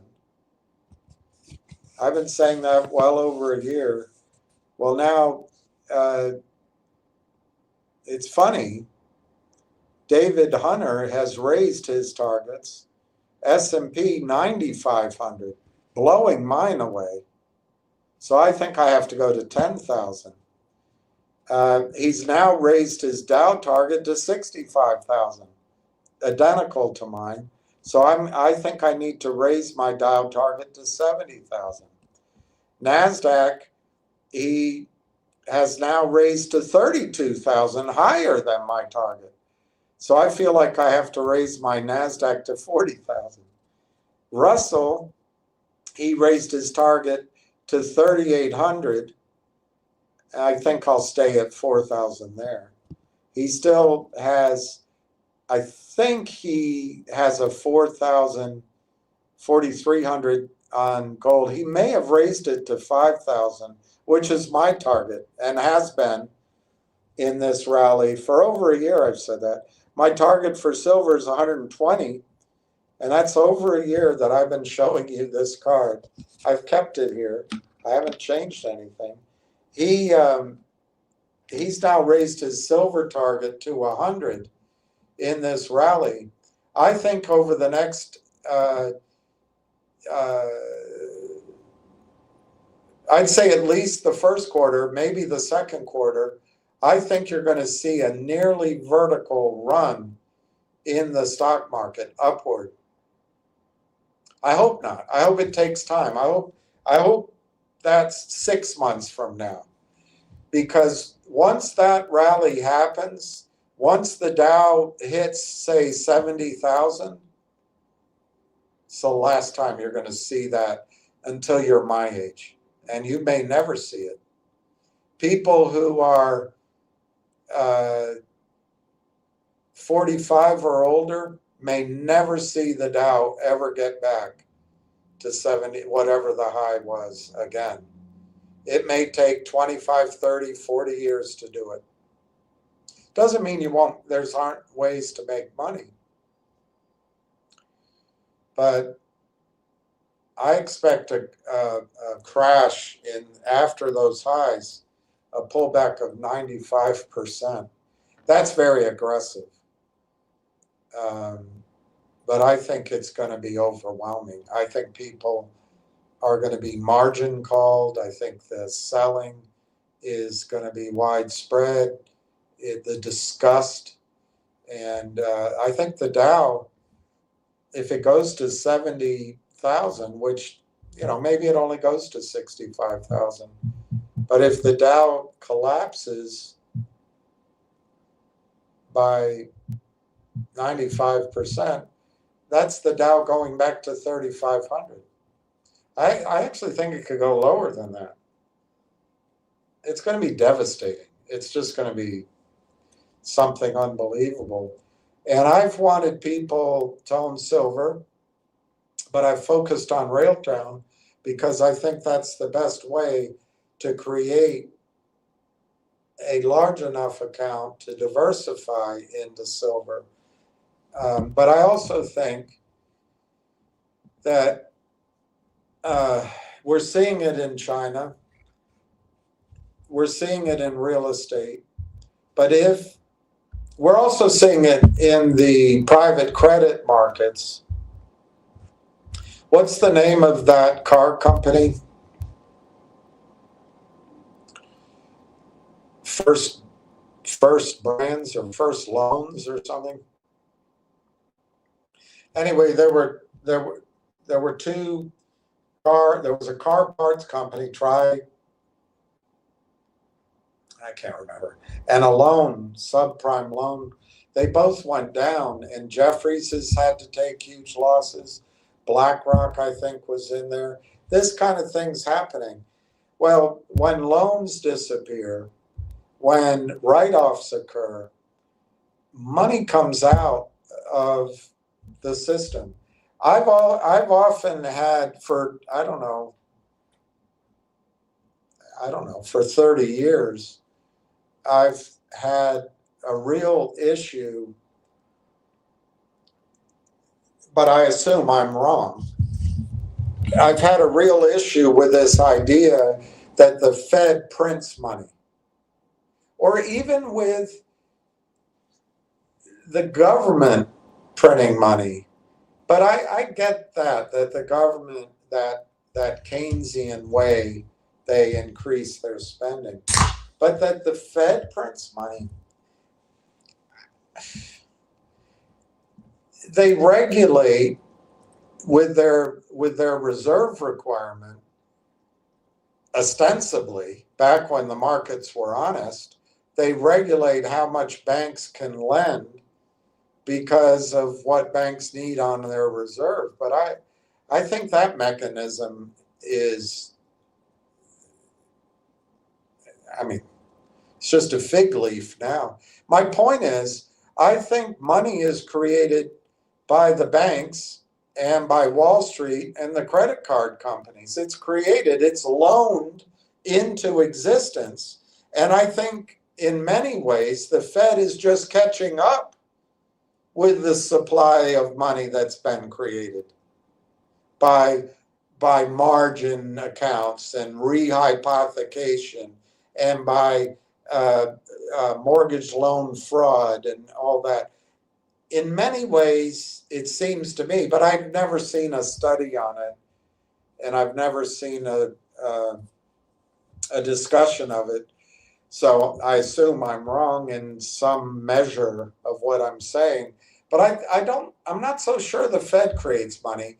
I just think they're in a race to catch up with the money that's created by this fractional reserve banking and fractional reserve security system. So anyway, when loans collapse, when write-offs occur, that actually, through nothing the Fed is doing or the government's doing, that actually with leverage is taking money out of the system. It's very deflationary, just to cut to the chase. The collapse of all that debt will be deflationary. And in that context, I think you can expect interest rates to come down. So bonds may be a place to have your money. Cash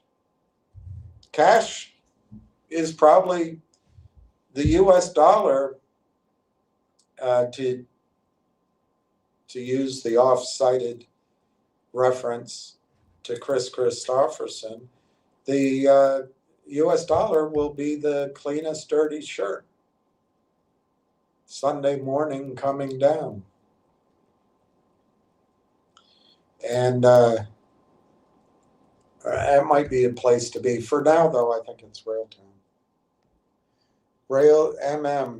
Railtown bouncing back. It'll end the day in the green. That would be fantastic news if it were to do that.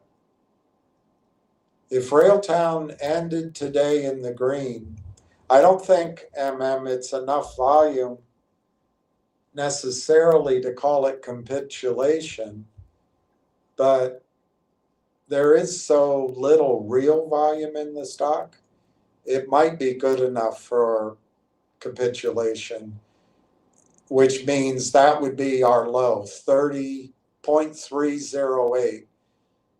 If you're right, that could be our low for this downturn. And then it would take 2 or 3, 5 days of trading, but you could see it start to sharply ratchet back upward.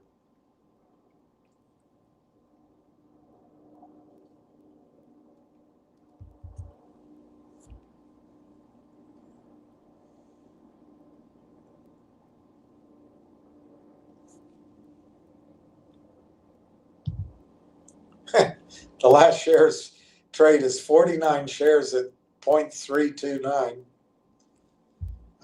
If that's a real trade, good on you, but if it might be communication.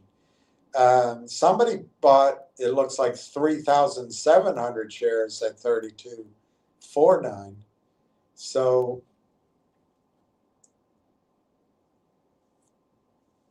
it might be, you might be right, MM.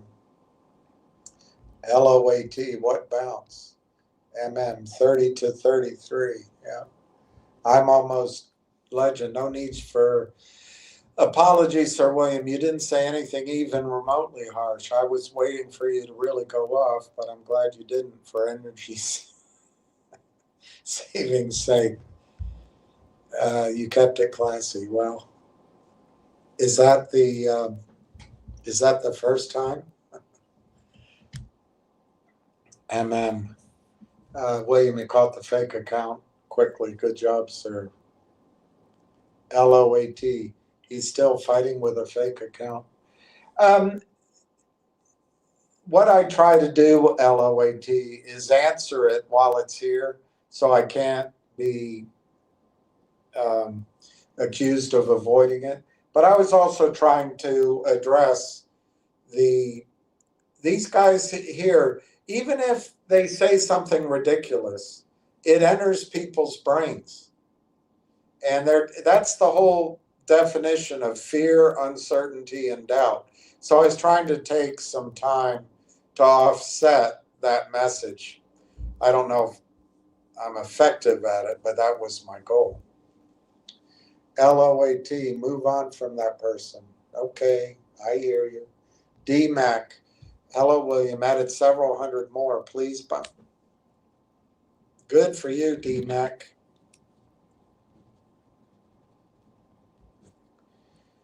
$22,000 is a good position. I wish I had some money to buy down here.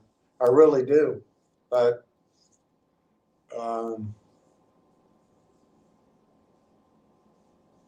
you know, it's just not to be. Shills in full desperation mode. That is fire for us longs. I agree. Justin, if you don't mind me getting personal,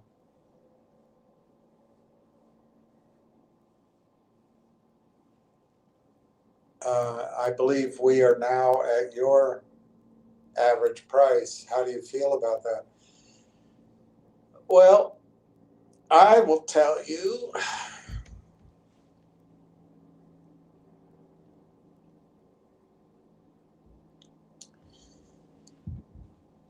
my position is in my IRA.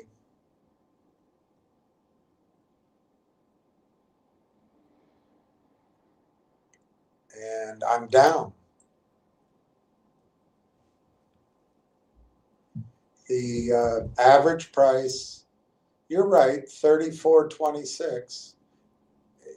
You know, I have a little bit outside of it, but that's 34.26 is my average. Damn it.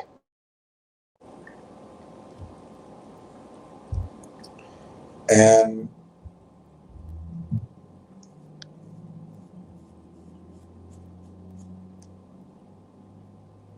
it's a little,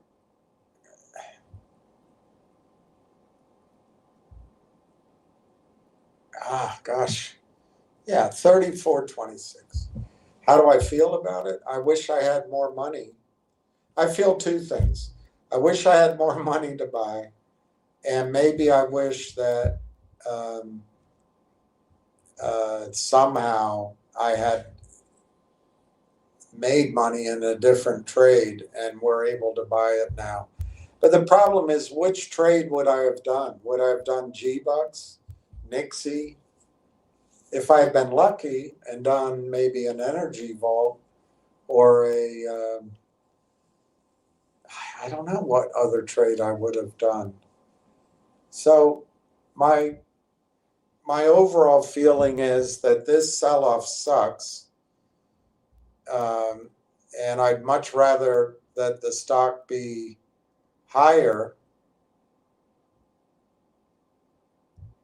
But, you know, markets fluctuate.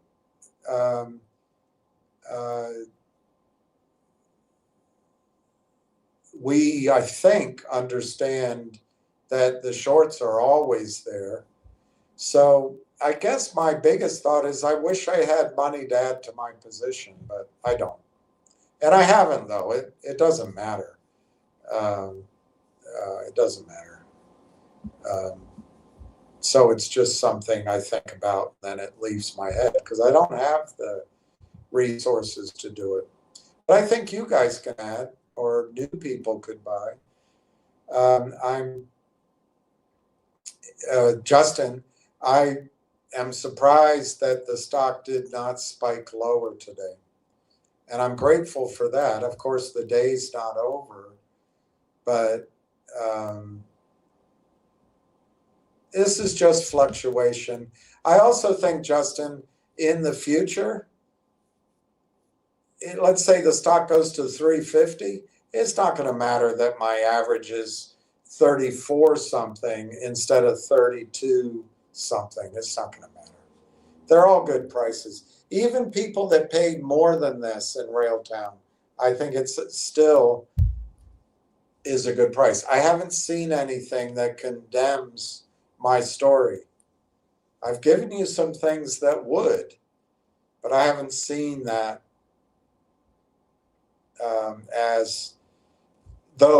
as actually having happened. So I'm very encouraged. I'm not surprised, Justin. I'm not surprised that the stock is constantly under this pressure when there's no information. And, I'm so conspiratorial, I start thinking that the regulators and the attorneys are in collusion with their real source of revenue, not just the bankers, which is the shorting process. Of course, they don't know it because lawyers can be so officious and insufferable. But yeah, Justin, I'm not worried if that's what you mean. I'm not worried. You're not worried. We are all not worried. I'm not worried about it. I try to address concerns, and my instinct essentially over the weekend, yesterday and today, this morning, is, I hope they didn't do a deal with Canaccord. There's no evidence that they have. It's not pleasant, but remember this time, though, when it goes up, you don't want to, if things are going right, you don't want to cut your profits short. You want to get paid for all this pain, but we'll see. We'll see. Silver skyrocket. Hello, William.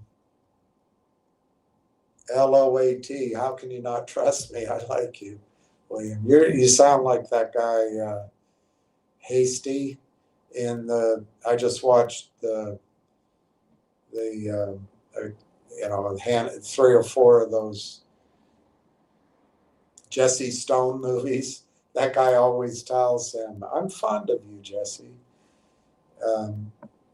I think Tom Selleck really does a good job. I didn't like him when he did that show with, was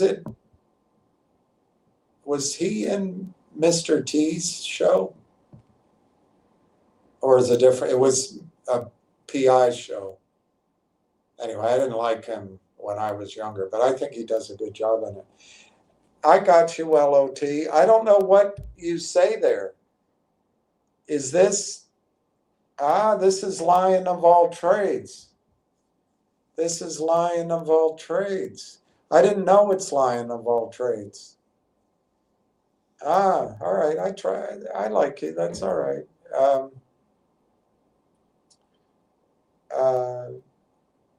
All I see is at LOT-TCG. That's all I see. All right, I see why you're confused. DD Play Channel. Tell me again, why do you do this? I don't know. I don't think I can afford to do it much longer. I'm going to have to go, I'm probably going to have to go earn money somewhere. I don't think I can do this much longer. I'm not going to be able to sustain myself doing this for free and paying my bills. I can't do it. So I'm not sure I'm going to do it much longer. But until then,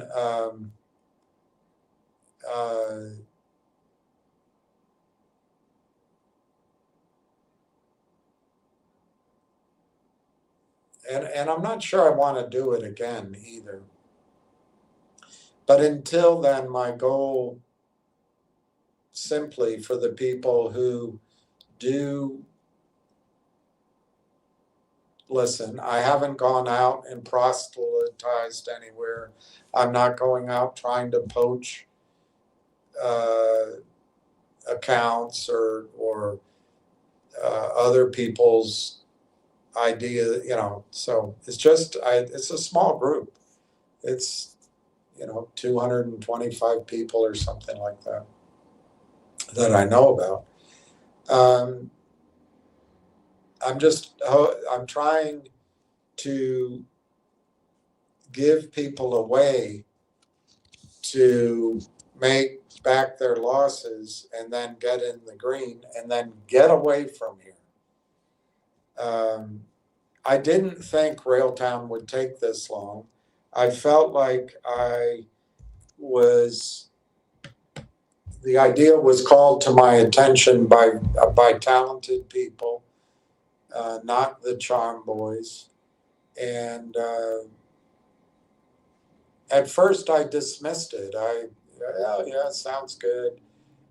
And then shortly thereafter, I recognized, much like a company that I tried to raise, the deal's closed now.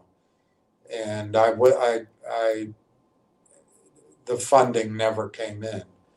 But the company raised about $2.5 million.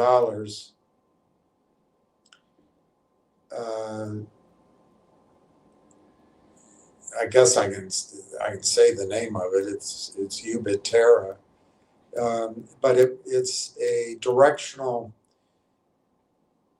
drilling tool, AI based, but it's also cloud based, whereby the idea is to keep the drill bit in the zone as close to 100% of the time as possible, which increases the effectiveness of the fracking, and it really gives much higher returns on investment. And it takes tier 2 and tier 3 prospects, moves them into tier 1. And the company, run by a guy that's done it before, but the company was proving its concept and signing up bigger customers. The gentleman that did this before sold his previous company, I think it was to Schlumberger, and one to KKR. And this one will be sold to probably Halliburton or Schlumberger. Anyway, the whole concept of it was that you develop this cloud-based system, you improve efficiency and cut costs, and you prove that people want to use it. You prove up its applicability, and then one of your partners or one of the majors comes and buys it for stock. And I think that's going to happen in the case of Ubiterra. I missed out on funding it because the funding I was expecting never arrived. But, I mean, if it had been an okay idea. I expect that takeout will be at 5 to 10x from where it is now. I don't think there's any risk in it because the last count, there were 30 oil and gas companies using the product and giving glowing testimonials. And in fact, the results were taking a prospect that might have a bankable value of, I'm making it up, 50 million, and turning it into something that's bankable at 150 to 200 million, because by staying in the zone 98.5% of the time, right in the sweet spot, instead of 79% of the time, you increase the amount of hydrocarbons you can take out of the field. Well, anyway, that was the backdrop in my mind. In the second or third time I looked at Railtown about a year ago, I said, wow, you have Microsoft as your partner. You've developed this software. That's what the Ubiterra deal was, software. You've developed this software with guys that have done it before. The guys have sold companies twice at least each, or been involved in companies. One of them sold to Microsoft. It's the same idea. And I got really interested in December of last year. In fact, I might be able to tell you no, of course I can't. Of course I can't.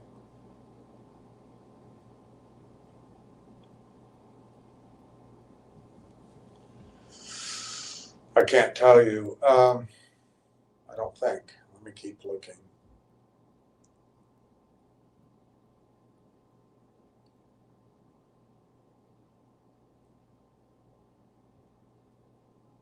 See, I'm so bad at technology.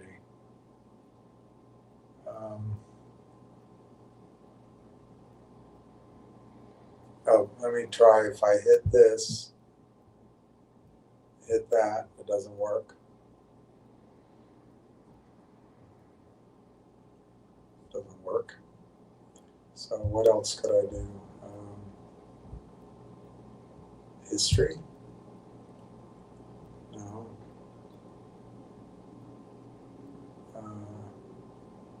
Orders? No. I don't know how to do it. How about filters? No. How about? No.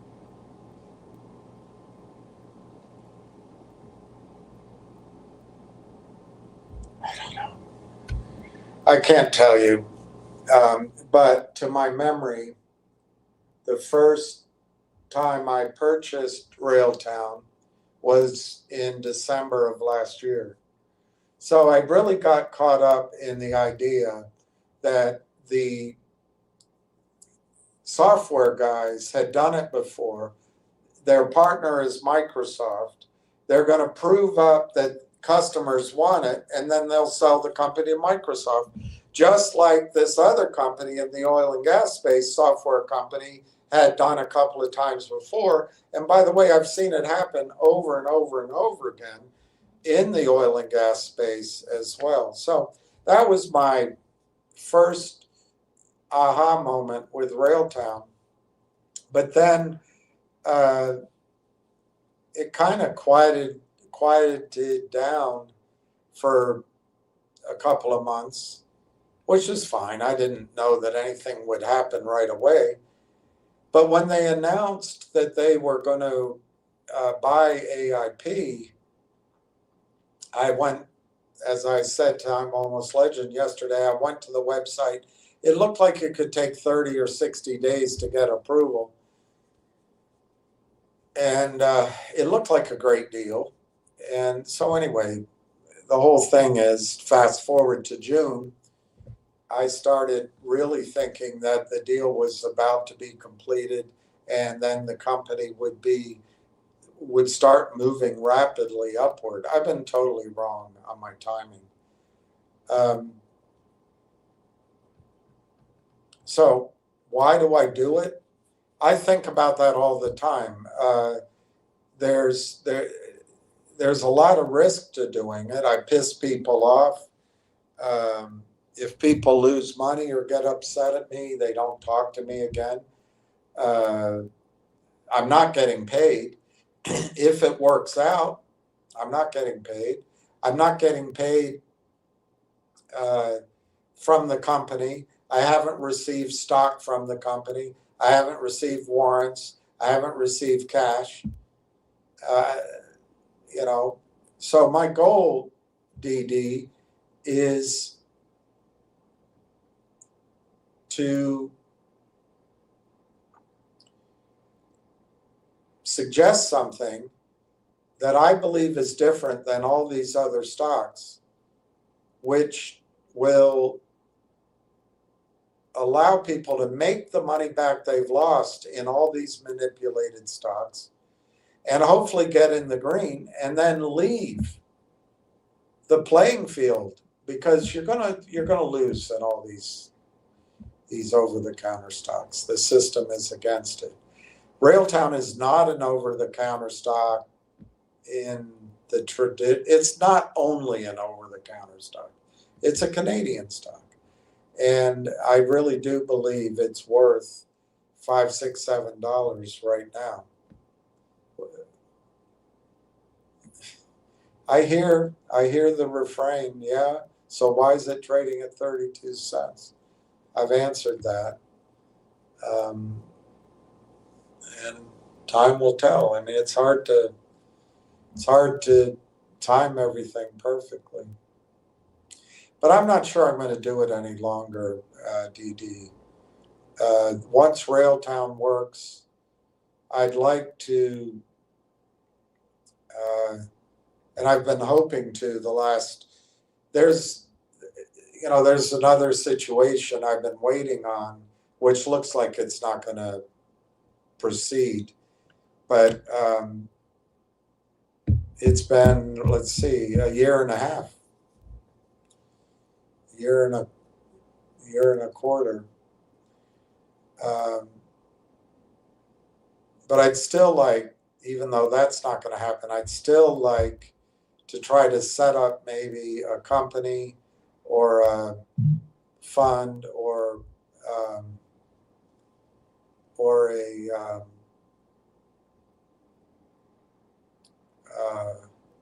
exchange or something to try to use what we've learned and maybe fund some other companies or fund a company and then start acquiring particularly oil and gas income properties, but also mining and exploration and other things.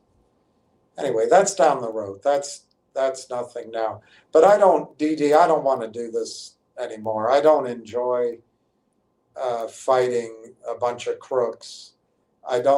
If I were sitting at my desk at my old office, which is Morgan Stanley, I would never touch these stocks, and I just don't want to do it anymore. It's really a scummy nightmare area of the business. I met one of the founders, one of the founders of Legg Mason a couple of months ago, who I got to know, and they were all co-chairmen. Really good guy. I don't think he really remembered me. I never worked there, but they tried to recruit me over a long period of time. And he and I both went to the same school. I met him many times, and always a great guy. And I saw him, and I talked to him about the short selling situation, because he ran one of the best firms on Wall Street. And I asked him, is there any hope? Have you ever heard of it? And he said, yeah. And I said, well, what would you do to fight it? And he said, oh, you don't want to get involved in it. I said, no, I don't want to get involved in it. I want to fight it. He said it kind of 3 times to me. He's probably in his 80s. He said, I'd find something better to do with your time. And then later in our conversation, he said, yeah, I'd find something better to do with your time. So I want to get away from it, DD. And I don't want to fight the shorts anymore. It's just a very ugly, almost evil pond to be in. And I do want to leave it. But for now, I'm hoping that I can help a core group of people make back their losses, learn a little bit about how you have to have an idea of the value of a company, and maybe get some people into a bit of financial independence. And maybe, if we can time things correctly, almost be our own central banks, so that we own precious metals, we own some income streams, we own some cash, but we have control of our own financial life, where we can help friends and family, and also maybe take advantage of opportunities in the future. But I really don't. I like this back and forth, and I wouldn't mind having a podcast or a producer run something, interview show. But I don't like fighting these shows. I also, DD, do not like relying on other CEOs to one, for their experience in the capital markets, translating to be a CEO, and two, that they're not going to be fooled by a system that's entirely rigged against them. Time and again. The story's good, but the CEOs unknowingly destroy it, because the system is set up to destroy companies, to destroy shareholders, to take every bit of the market cap they can. The whole system's set up like that. That's why these crooks are so cocky.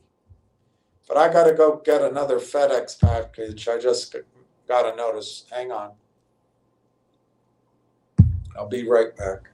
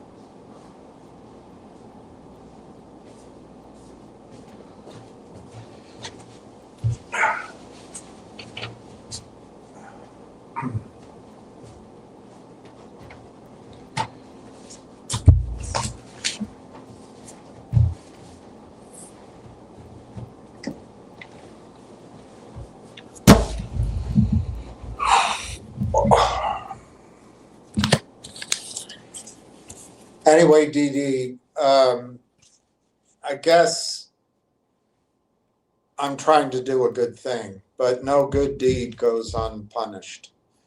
And also, just because you try to do something good doesn't mean the result is good. So I don't know.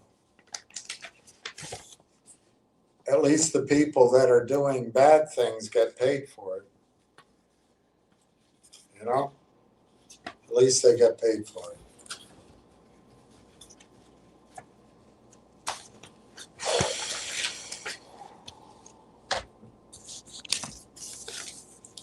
All right, let me keep going.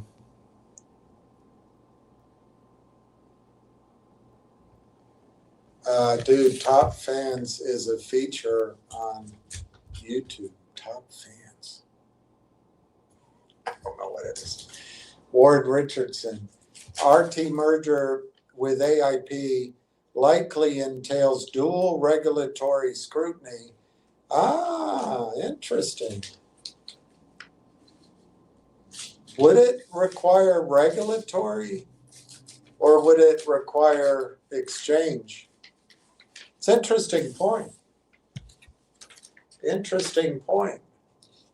Regulatory scrutiny in the US and Canada, each with its own timeline. That's a very interesting point. This is what Bill C-50, yeah, I wrote it down, I didn't look it up.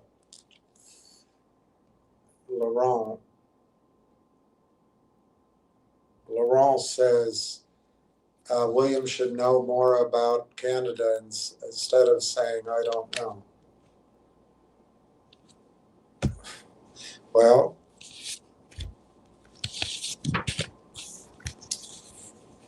I don't know a lot about Canada. Been there a few times. And I've traded their stocks and read about it, but I don't know much about Canada. I don't pretend to. Justin Babish, I would not be surprised for Railtown to have a brand new product launch in January. I like your thinking. I think that's possible. The stock is now 32 by 32.9, down a penny. 0.0132. 97,890 shares. And fast expansion when operation. Yes, Justin, I think that's correct. And that's what's missing in this dead time is if you read the, and I know Marty Party, I can't find your email, but I've shown it to you guys. That transfer of and by now it's got to be more than 120 million, but that's money these companies inside the AIP network currently spend 120 million, more than that, on paying hyperscalers to host, is the only word I can think of, their tools so they can sell their products to their end users. Well, moving it from, a Microsoft data center in Texas to Canada, or wherever it is, to Canada, it might be as easy as turning a switch, or it might be more difficult.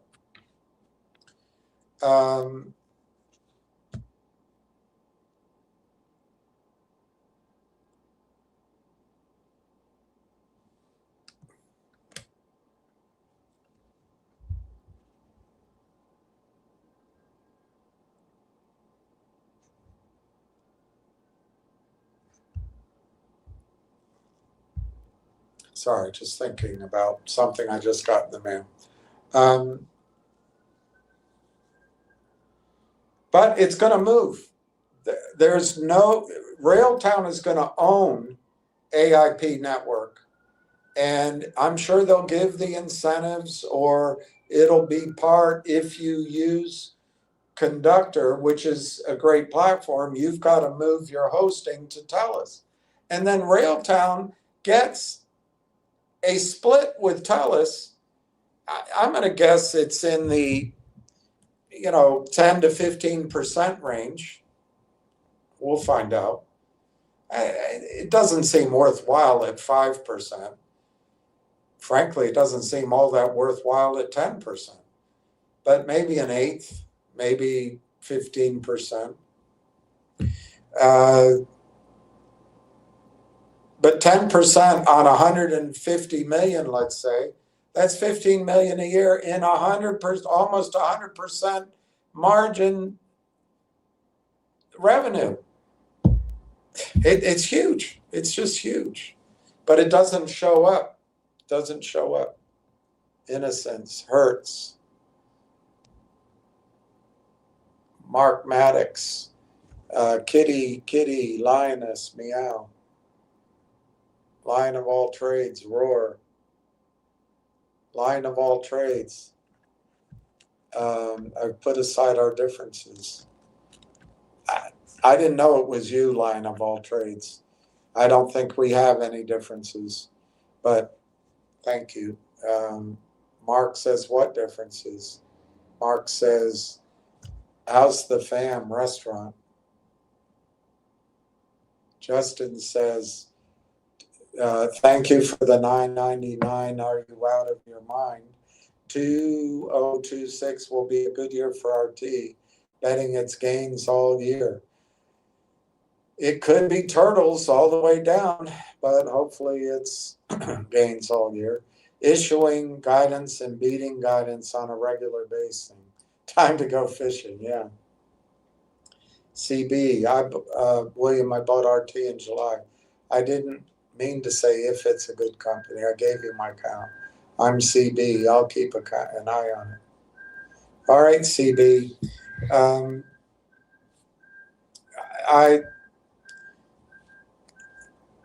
will only know with history, but psychologically, the time that people sell is at a bottom. On the other hand, if it's all been a fraud, if it's all been misrepresentation, if they missed their technological window, if the market, the addressable market, is not $300 billion dollars a year, and Langchain is going to take all of, I don't know, come up with doomsday scenarios, maybe the stock is going to go down. But I don't think so. But, it is a market, so you have to do what's right for you. All right, I'm going to see if I can come up with anything that I was going to try to show yesterday.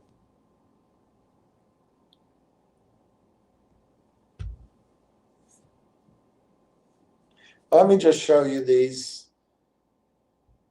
two bad charts again. Terrible charts. Here's Railtown in the United States. And all I was really worried about yesterday Saturday or Sunday, I guess, morning, is that didn't look like that was finished going down. Well, it turns out it came down to 30 cents this morning here, and now we're back in this 32-cent range. That's a believable finish to the sell-off. If we close in the 32, 33-cent range, that might be all we need in this sell-off. So I'm actually feeling better today. As I told you, I was worried if they really hit it. I was worried, but I'm feeling better today that might be all she wrote in this downturn. So I could be wrong, but that's how I see it. This is the Canadian stock price, And I think this is more of support here at, I don't know what that is, 48.50. However, when this line, I think I was either generous in this bottom line.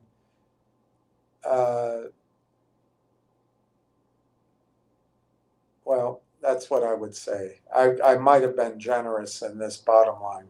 So also this, if you could imagine this blue line just being drawn between those two lower spikes, or just look at the bottom of this blue line, that was the stock could go down there to still be within this trend, which is not a good trend. It's a downward trend.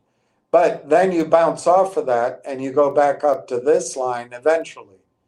Look, I don't think this trend is going to continue downward, but this has been the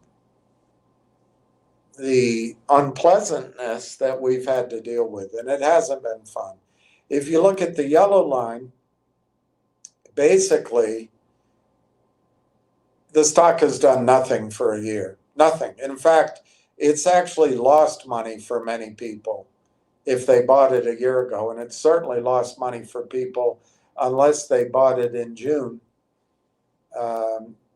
at the right prices. So we're all feeling this cost of not closing the AIP deal. But I think it's over. I think this sell-off could be over. Same rationale. I'll look at the price on the Canadian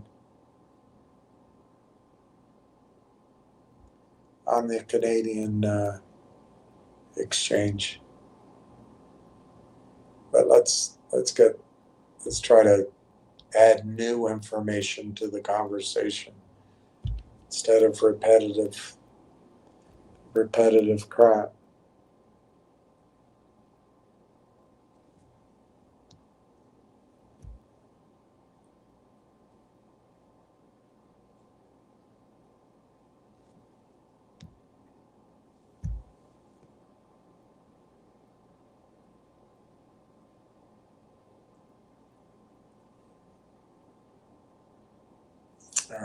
All right, I don't know. I'm going to start here, and hopefully it makes sense when I call them up.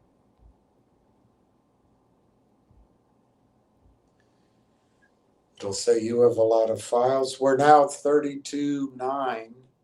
90, that's still 97,890. All right, let me see.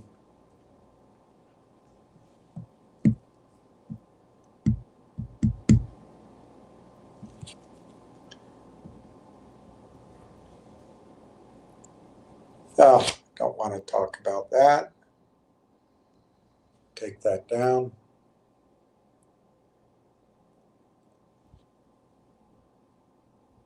Take that down. All right, here. Okay, this is very interesting here. Everyone's worried about AI. Everyone's worried about the bubble bursting. But look at this. I just Googled Google the answer to the question, how big is the global software development market? This is the AI answer. The global software development market is projected to be around $570 billion in 2025, and it's expected to reach 1.04 trillion by 2030. Now, if Railtown has been beaten to the punch and LangChain has sped ahead and has a much better product, which has condemned Railtown's product to oblivion, well, then none of this matters. But if you believe that Railtown has the first to market best in class, and then if you use this research report, from a year and a half ago, which bases Railtown's penetration at 3%. Just use 3%. Well, let's use that $570 billion number. 570, and we'll use 3%. Railtown is able to penetrate at 3% of 570 billion. Right here. That's a $17 billion revenue potential that Railtown has, unless, because of its delays, their technology is already obsolete, which I don't believe. I still think Railtown's software solution is first in class, solves a real problem, and is first to market, and is battle scarred, and is in its fourth iteration, and it's ready to go. But only time will tell if my belief is correct. But if out of that $570 billion spent every year in global software development, in 2025, if Railtown gets 3% of that, that's 17 billion. All right, what would a buyer look at? What if a buyer's looking at this number, 1.04 trillion? I don't know if my calculator will give us that.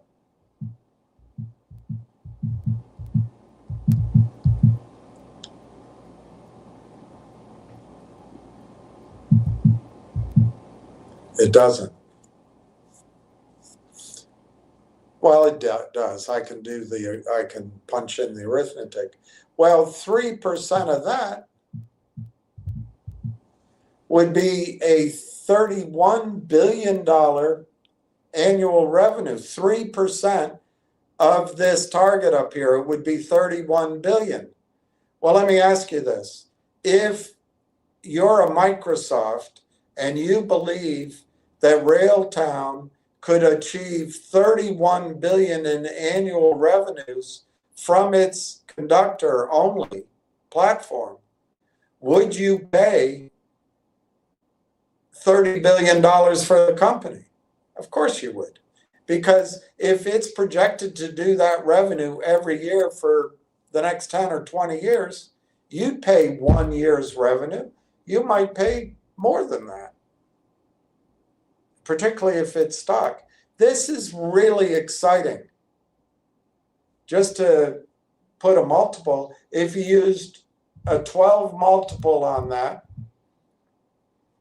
the company would be worth $374 billion. And if we divide it by 400 million shares, I'm just allowing for the risk that they did a transaction with Canaccord. That stock price is $936.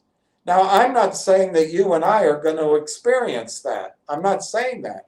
But what I'm saying is, if Microsoft sees these numbers and they apply some metrics to it, would they pay $100 a share for $900 in value? I'm making the numbers up, but these are gigantic targets. And I think Railtown is right in the mix of that. So the market size and growth. The software development market, it was estimated at 570 billion in 2025 by Mordor Intelligence. The broader software market is valued at 818 billion and 1.4 trillion at 2025. This is a massive market that Railtown is addressing. Growth is given by enterprise demand for AI, cloud native adoption, and digital transformation initiatives. Other reports estimate the larger global software market, we already read that. The 2030 forecast, the global software development market is expected to grow to $1.04 trillion by 2030. Other forecasts for different software segments predict a market size of up to 1.4 trillion by 2030. Grandview Research and Statista. Key growth drivers, AI and cloud adoption.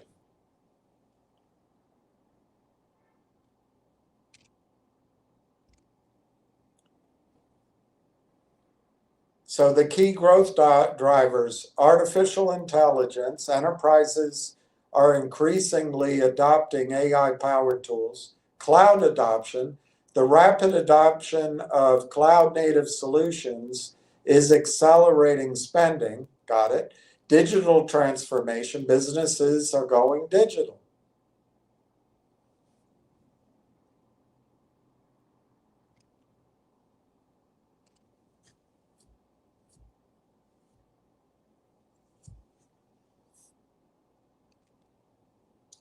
What is the price to earnings ratio or multiple for the software development market? Not AI, software development market. The PE multiple for the software development market shows the average price to earnings ratio ranging from 30x to over 40x. Now, that's not revenues, that's earnings. But remember, Railtown's revenues are going to be highly profitable, 30 to 40x.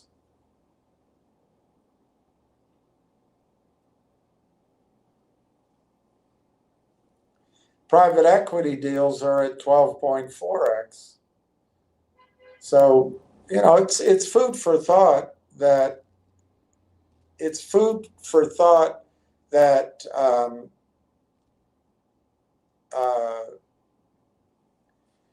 the high multiples are not just because of AI. All right, here's a topic that everyone brings up with me, and I'm missing. Oh, no, I'm not. All right, does circularity in AI deals warn of a bubble? This, I forget who did this. We'll find out in a second. While some caution is warranted, I think it's JP Morgan. I think this is from JP Morgan. While some caution is warranted, we think the better question is not whether today's deals resemble the dot-com era, but whether the underlying fundamentals do.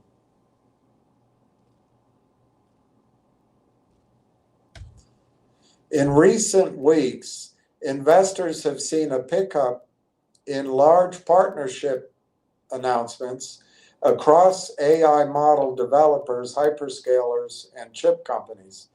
These deals are expected to deploy capital over a number of years, with contingencies tied to the continued execution and leadership of the firms.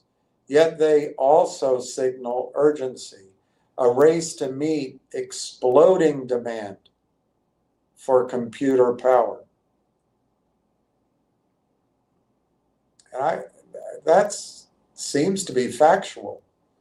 AI leaders are coordinating across the value chain in an attempt to ensure that supply keeps up with the speed of innovation. Still, the scale and circular nature of these commitments, where suppliers, customers, and investors overlap, has prompted comparisons to the late 1990s tech bubble. While some caution is warranted, we think the better question is not whether today's deals resemble the dot-com era, but whether the underlying fundamentals do. We identify three key distinctions. One, robust balance sheets. In the 1990s, much of the build-out was financed by companies with limited profitability and heavy reliance on external capital. By contrast, today's wave is largely funded from hyperscalers' own free cash flow and robust margins. Considering that many past bubbles burst amidst tightening credit conditions, this build-out appears more resilient to that kind of stress. Many have also drawn comparisons to the vendor financing loops of the 90s, where telecom infrastructure companies financed each other to inflate growth. However, today's deals look different. Capital is arguably chasing AI, not the other way around. AI has captured 1 in every 2 venture capital dollars this year, and spending is anchored in physical infrastructure like chips, electrical equipment, and data centers. Number 2 key distinction, AI revenue momentum. Whereas early internet firms built first and monetized later, AI is monetizing as it builds. Hyperscalers are already seeing returns through increased cloud demand and productivity gains in coding, advertising, and enterprise tools. The model developers have more nascent business models, but with a 99% US market share in global large language models. Revenues are scaling. Meanwhile, enterprise adoption is gaining traction. KPMG's latest AI survey shows average enterprise AI investment rising to $130 million. And with profitability gains from all AI use cases. The third key distinction, demand is outpacing supply. Any wave of heavy capital investment runs the risk of overbuilding. At the peak of the dot-com era, only about 7% of the fiber optic network was being utilized, leading to vast excess capacity that took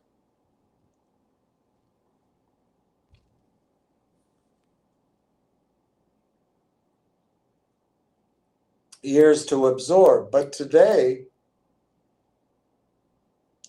data center vacancy rates are at record lows, and utilizations levels hover around 80%.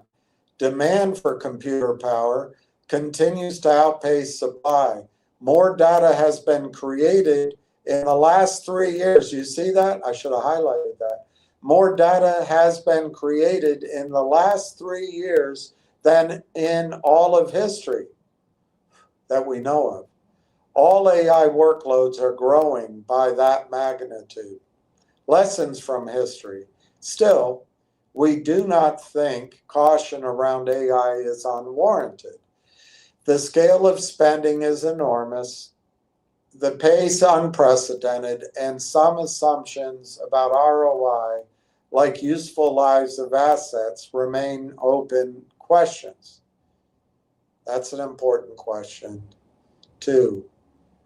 History reminds us that the enthusiasm can run ahead of reality. Yet, so far, today's players are far better capitalized than those of the dot-com era. AI monetization is underway, and the risk of overbuilding seems limited in the near term. As this story unfolds, investors should focus on selectivity, leaning into active management to separate transformative winners from bubbly valuations.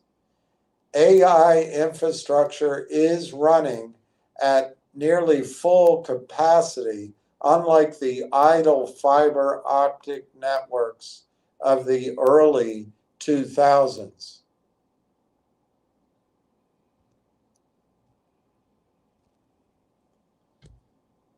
Here's early 2000 usage of fiber optic cable, 7%. Here's the usage of the GPUs in AI data centers today, 80% usage.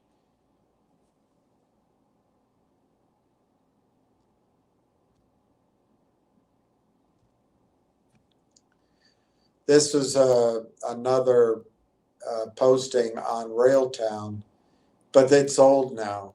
Railtown looks like it pulled back to long-term support at 34. You need to see this hold next support 28. I didn't agree with his analysis. I thought there was, you see my blue line right there, my little blue check? I thought that showed some support there at the top of this green upward spike. But anyway, that's one guy's opinion, and I wanted to show it to you. Oh, this is Chernobyl.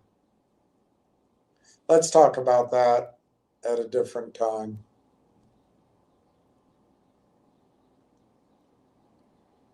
And let's talk about that a little later. I want to take a drink of water. I'm a little bit 316. Justin says, as shareholders, maybe we can get an office at our, no. No, they won't want that. They won't want that. But I think if we behave well, I mean, we could always set up an office in Vancouver, or maybe arrange for a I don't know, a long-term hotel suite that people could go visit. I mean, we could have an office there, but there's no way the company should be expected to have shareholders in their office. That's not appropriate. I do think if we're friendly, they'll share information. I think a lot of this delay in information has a lot to do with what I call a quiet period not ending. E. Belanger, I try to contact investor relations, but without success. Anything on your side? Not really. I have contacted, and I've probably made too many phone calls this last week and this week. I've also sent some tiny comments, and I've tried, and I'll keep trying. We are in a quiet period, and it seems impenetrable. So the range of reactions to that can be, they don't know what they're doing. They may be good software engineers, but they don't know how to run a company. There's no way, if I were running the company, that I would let the acquisition of AIP take this long. That's one reaction, and it might be right. We simply don't know. Another reaction is, wow, these guys were really visionaries. They got started 6 years ago solving a problem. They recognized that eventually data centers, computer power, computer chips were going to create this whole new wave of so-called, it's as good a name as any, AI 2.0, and they're ready for it. And it's battle tested, and they started marketing this first to market 2 years ago. They have beta testing clients, and my gosh, it's a perfect storm. They got started, and not only did they run into one of the greatest opportunities for an acquisition, AIP Partners, who imitates Constellation software, but also the deal comes with TELUS to move the hosting, and behind the scenes, which we don't know, perhaps their order book is exploding. This is really exciting. We could look at it that way. And kind of in the middle is, by taking this long, you're leaving the stock open to the system, which is set up to steal entire market caps from hapless companies. So I don't know. All I know is the same story over and over again, that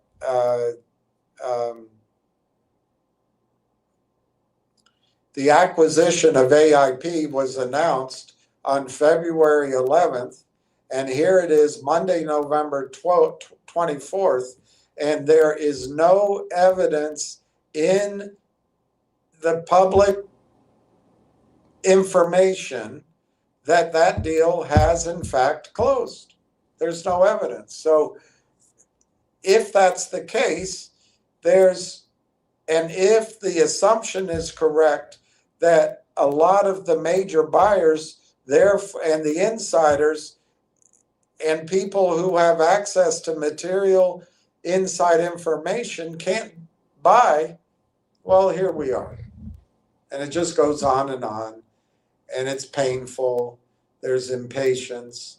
And as the stock goes down, we can't help but believe that the stock price is telling us something. I argue, what was it telling us at 70 cents? I don't think the stock price tells us anything other than day trading and short-term trading, and if it breaks a certain support level, the computers are going to press it more, the algorithms, until they find another range. Yeah, that's the debate. Is the price telling you that management can't run a company and can't get a deal done, and therefore you don't want to be associated with it? Or is the price reflecting the fact there's been a sell-off in the markets, we're at the year end, and the shorts are going to press until tax loss selling? They want to close out with a win. They want to get their bonuses from their paymasters. Is this just the effect of a very long period from February 11th to November 24th, another week and a half, and it's 11 months?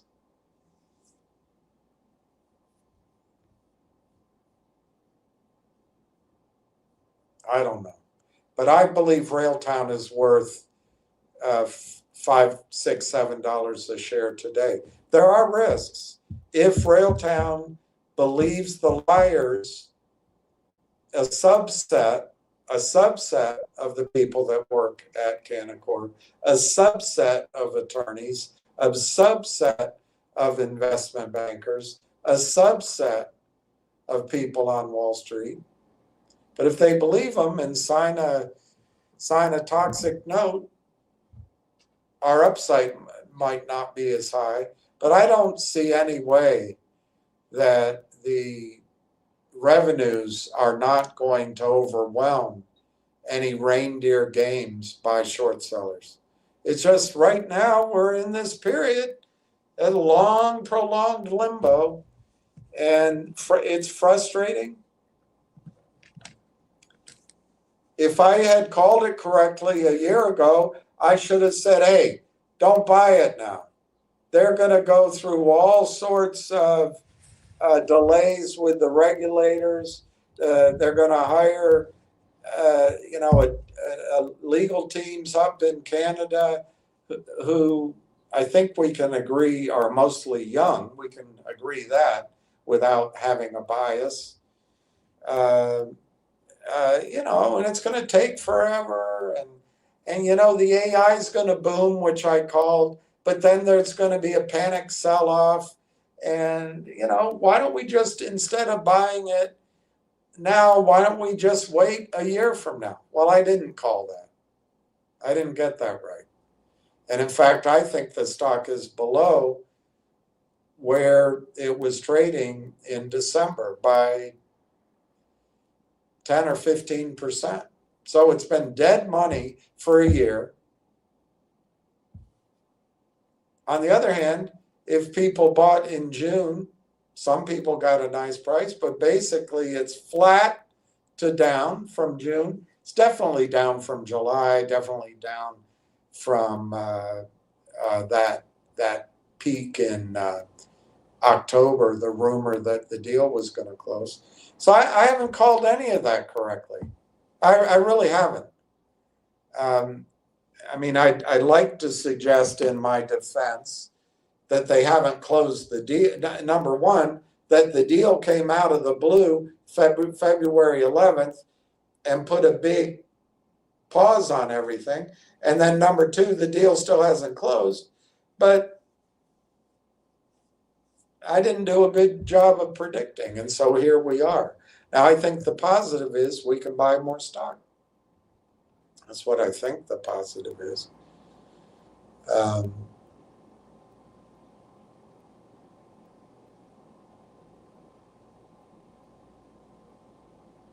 On the other hand, I wish it were different. And I do apologize to each of you that I got you into the stock too early. If we had waited, maybe we couldn't have built a position this high. I don't know. I really don't know. But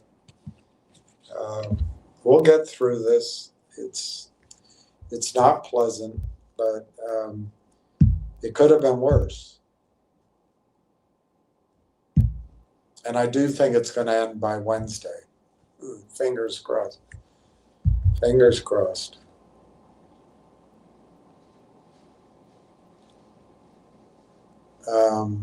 Let me just see how these other things. Fingers up 4 cents at 142. Genius, which I wish would fall off my list, is up 2 cents at 66 cents. Remember, just a weekend ago, everyone was pushing that. Oh, it's the great new thing. They hired Bazille Law Firm, and it's his fight. And, well, Soundhound is up 53 cents, 11.75. G-Bucks is back down to 12 cents. It's not a great market it's not a great pond to swim in. It really isn't. Let's see if we're at war. Well, let me see the Canadian volume. The Canadian volume is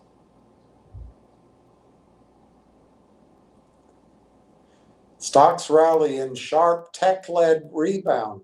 The NASDAQ jumps 2% to start the holiday week as Fed speak spurs rate cut bets. Tesla stock pops as Melius says it's a must-own stock, Musk touts AI chip.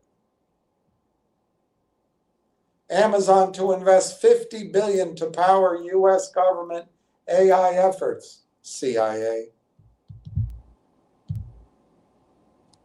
How can this be possible? I thought everything was so negative last week.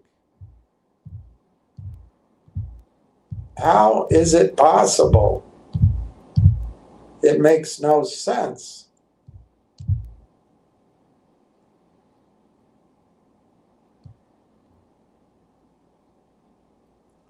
Okay, in Canada, Railtown is down 6%.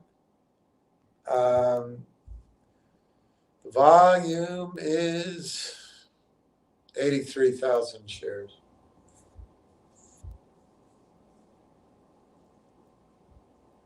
We got half an hour. I'm going to sign off at right after 4 o'clock because I haven't eaten.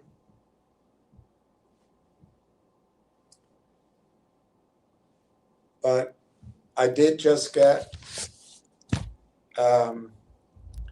Jim Rickard's monthly just now. Maybe we can fill a little time and see what he says. This is November. So I won't. I think you have to subscribe to this. So I won't get too specific, but you can subscribe to it. Jim's picks, Newmont Mining, I like that. Fortuna Silver Mines, yeah. First Majestic, yeah. Equinox Gold, yeah. Ovintiv, I don't know. L3 Harris, I don't really know. Crescent Energy, don't really know. CF Industries, don't really know. Essential Utilities, don't really know. Baxter International, that's an old name. I used to like that company. PIMCO, 25-year zero coupon. I like that idea. That gives you leverage if interest rates come down. I like that. The iShares 1 to 3 year Treasury ETF. I like that idea. Apache Corporation, I love. APA Corp. I love that stock. I love that stock. But oil and gas is one area that hasn't quite joined in recently. ConocoPhillips, good idea. B2Gold, good idea. Schlumberger, excellent. Sprott Uranium Miners, I'm sure that's going to do well. But I do not like nuclear power.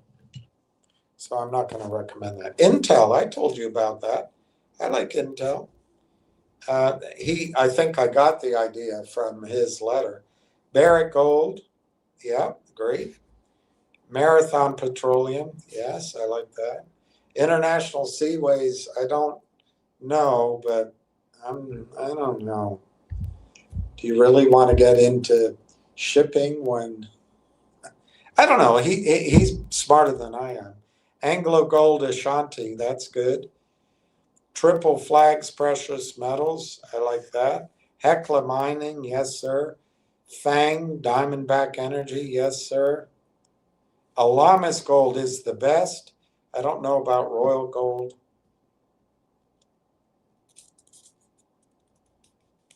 And I don't know about this quadratic rate volatility and inflation hedge ETF. I don't know about that. Let's see what he says. Belanger says here. Maybe Corey doesn't care about the stock price because he knows what he's working on, and short term is not important. Yes, totally. I agree with that totally. I don't think Corey should be worried about the stock price, except to the extent that there is this peril from the short sellers. As long as Corey doesn't take a toxic financing, and as long as Corey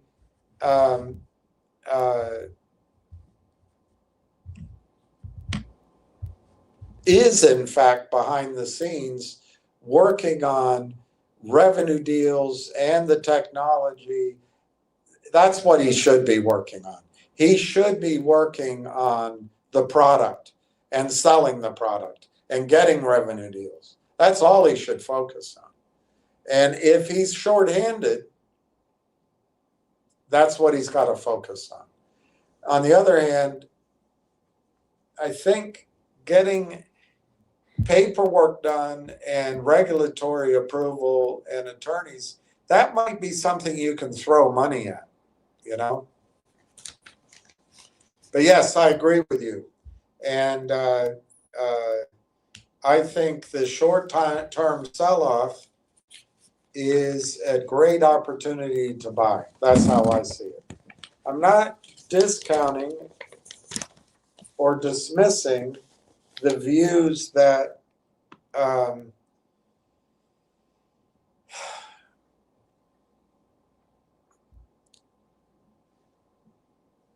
maybe this length of time should mean something about the company. I don't think it does. If the company doesn't have enough staff, doesn't have enough, white shirt and tie people, and has a lot of engineers, that's all more my argument that as they prove up their revenue, they're going to sell themselves. On the other hand, I don't know that.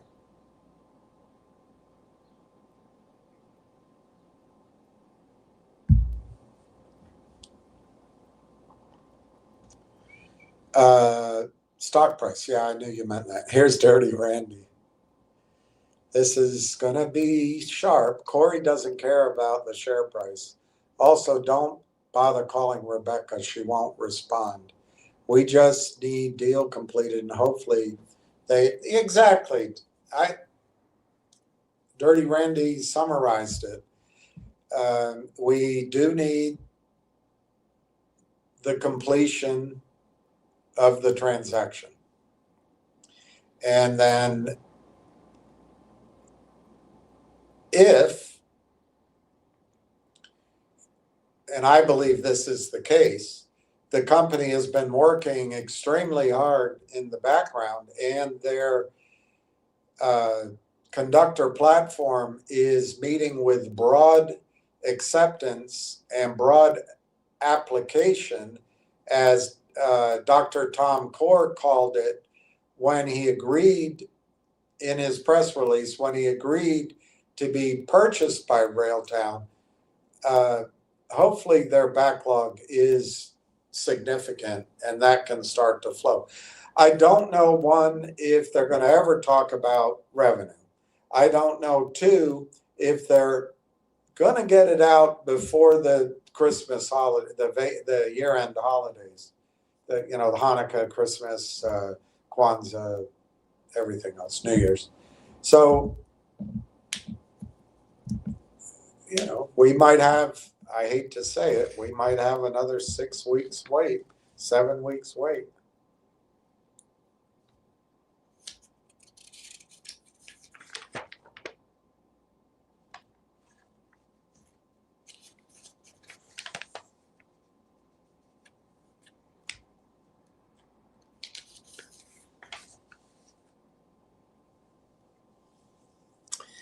His income play is Prologix, a real estate investment trust. I'm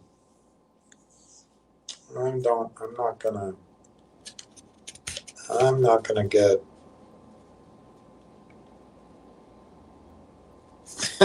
here's a quote from Peter Lynch. I don't think you guys remember him, but Peter Lynch was the Fidelity hotshot manager, and he was all the buzz for a long time.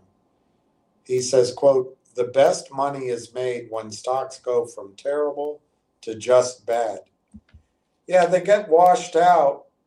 And I could argue that Railtown's price is just washed out. and we're back to pre-seed valuation. And when awareness gets out there, it's not going to take much for the stock to be $3, $4, $5. But I've been wrong on the timing. So for people sick of hearing me say it, you have a point. The Edmund Fitzgerald. All right, so what are his top 5 buys right now? Olin Corp, OLN. I like that idea. Let's remember it. That's all about reindustrialization of America, reshoring of American jobs. I like that, but I don't. And then the quadratic interest rate volatility and inflation hedge.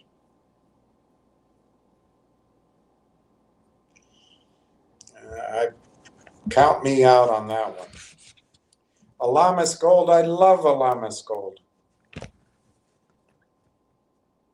This stock was below $10. I don't know if it was 4 or 7. It's now a buy up to $38 a share. Diamondback Energy, FANG, I like that very much. It's already 150 smackers. And then Triple Flag Precious Metals, an impressive portfolio of gold and silver royalties. I like that. Sounds good.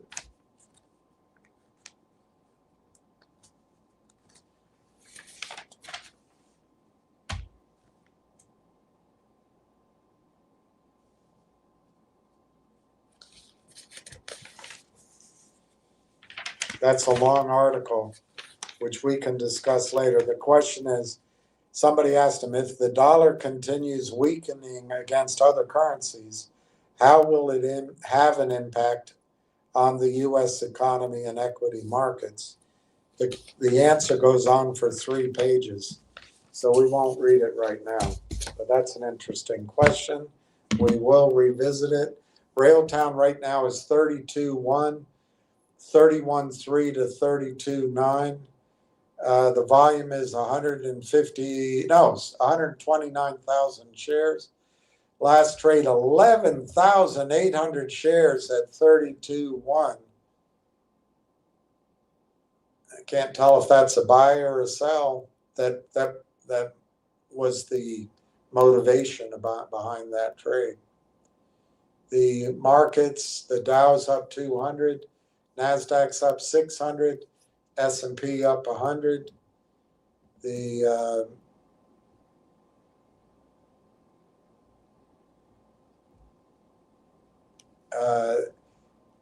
judge dismisses cases against Comey and Letitia James.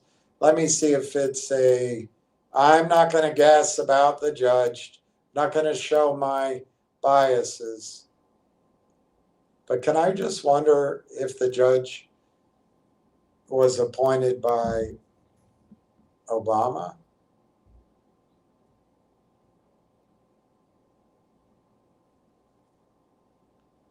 William Fitzpatrick.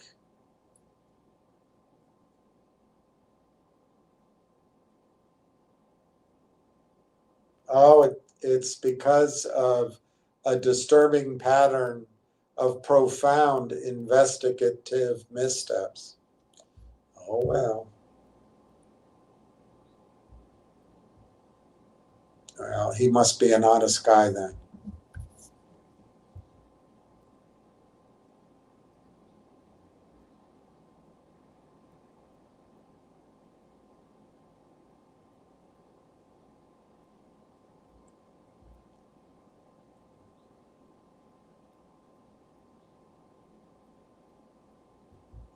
I don't want to get buried in it. There's some commentary on it.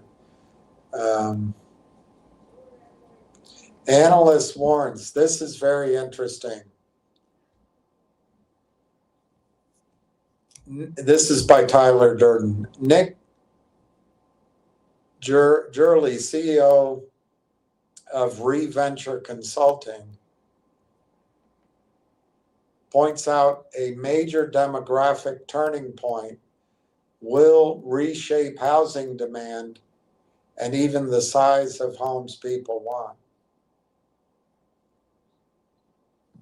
By 2032, deaths will exceed births in the United States. But hey,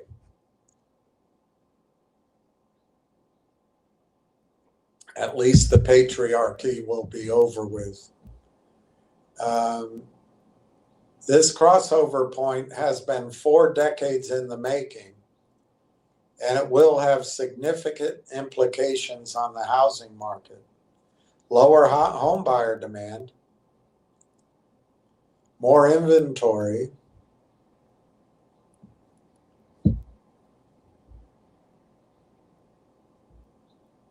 this will likely have a disinflationary or deflationary impact on home prices. So disinflationary is lower growth rates. Deflationary is down. Fewer children will invariably lead to lower home buyer demand and more renter demand.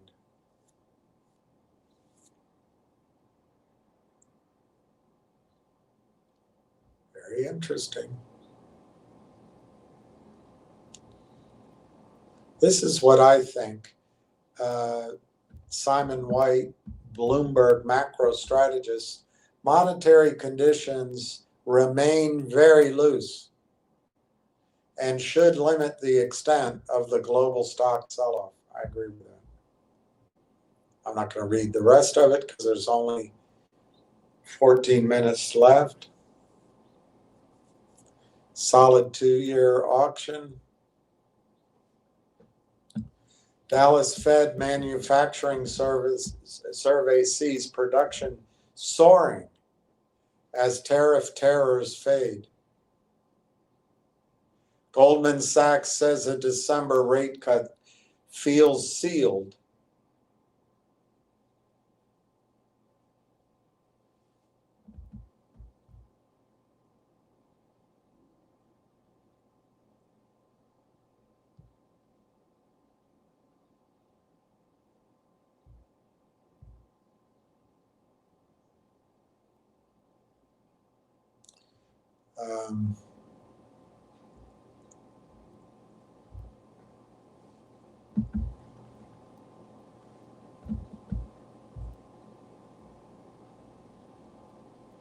You better short Campbell's soup.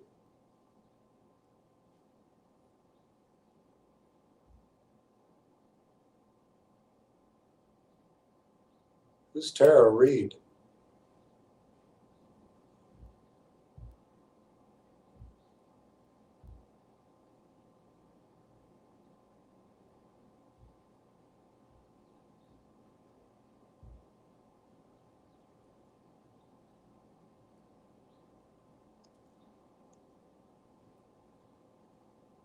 All right, one more news.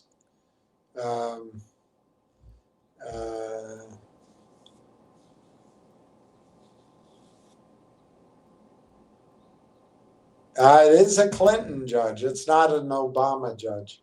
Clinton judge dismisses Comey, Letitia James cases. Rules Lindsay Halligan illegally appointed. So it's not that the cases are wrong. It's that it was an illegal appointment. Good for them. Trump's the bad guy, not Comey and not whatever her name is.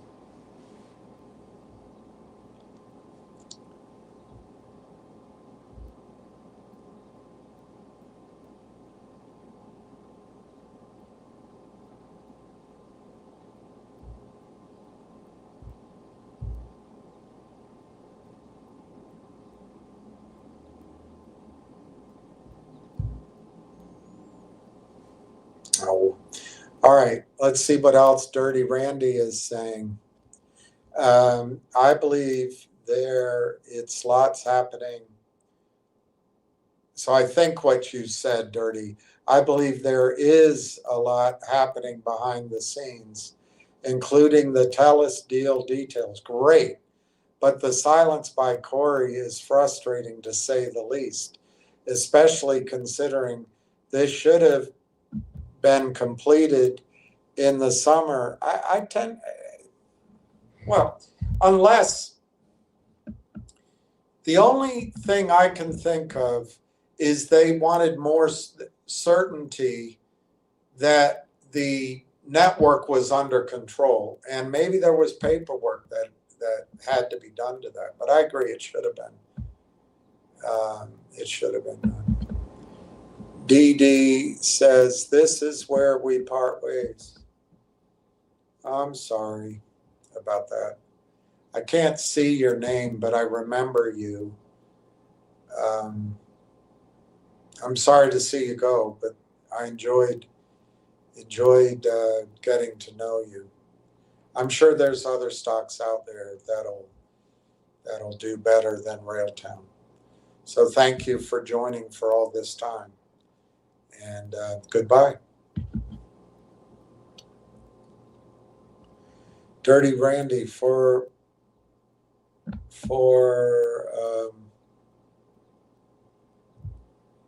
your information, that's my bid at 32 for 3,252. I see it. I see your bid. We got 10 minutes to go. That'll be fun to see. 3,252. Will it be hit?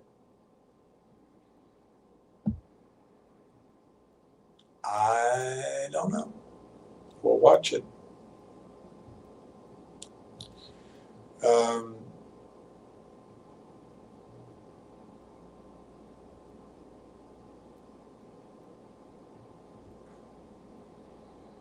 How's MTEN doing? That's down 14 cents at 165.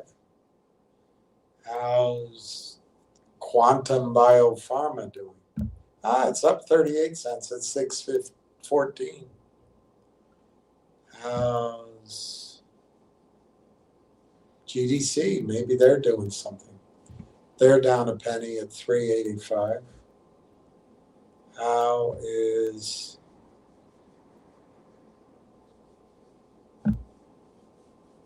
I don't want to look up NVIDIA.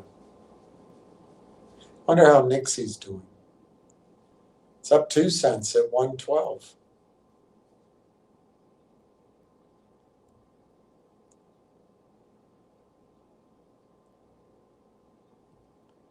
Railtown is 0.321. I bet you could have gotten your shares off at 0.322. Let me see how many shares went off at 0.321. 11,800. Wow. They're trying to knock out the bid. Hey, you got some shares off. No, you didn't. Somebody just came in alongside you. That's what happened. 3,252. They're starting to show a lot of stock for sale, which is all computerized. So let me read what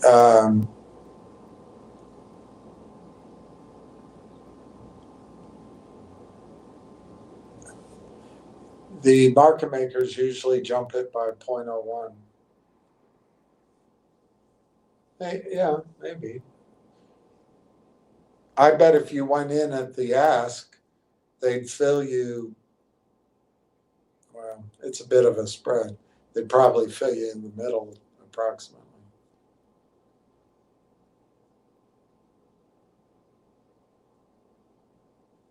We've got 8 minutes to go. See if the bid holds.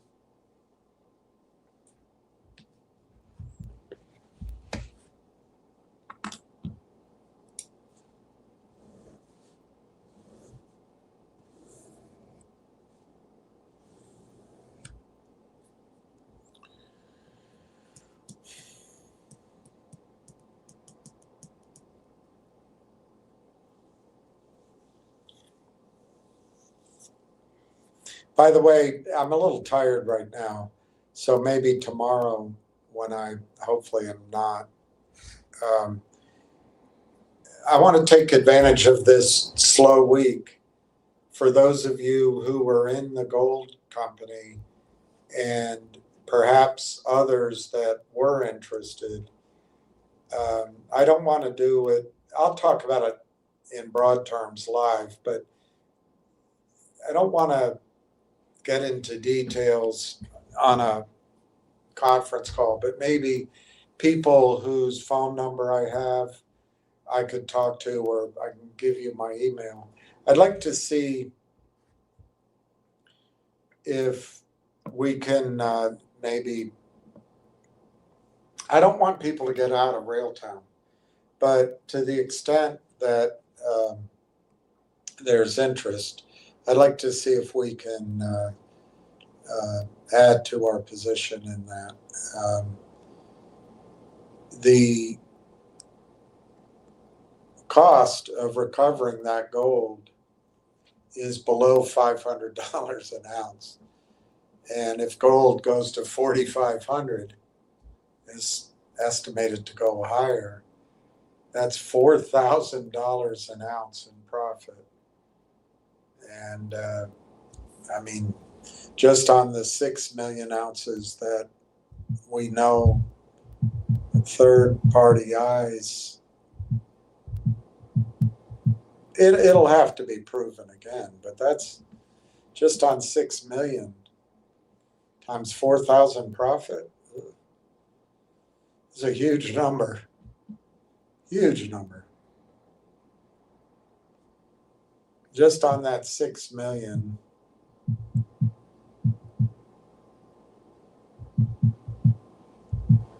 It's $30 a share. So I'd like to follow up on that because I think the upside is truly exciting. Pat M, G-Bucks has been halted for hours. Oh, let me look. Are they doing something?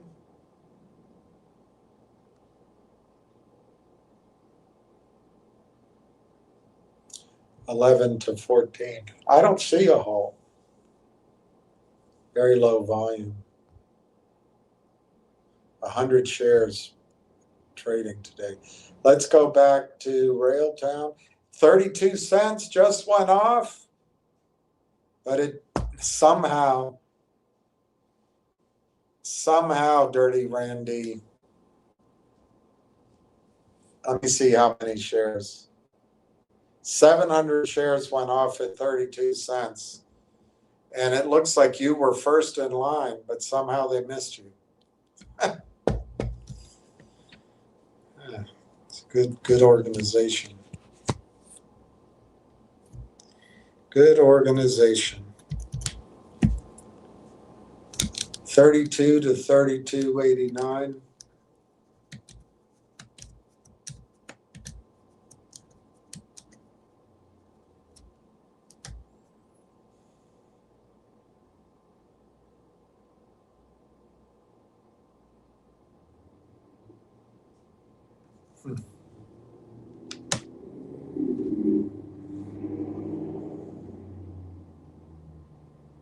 Nothing's happening. All right, we have 3 minutes. The bid is 32, still Dirty Randy's bid, 3,252 at 0.32. The ask is 0.3289, 40,000 shares, 2 minutes to go.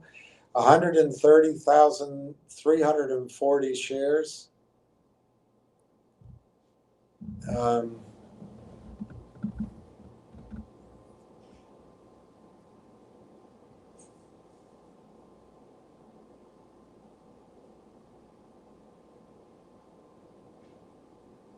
Sounds like somebody's approaching my door.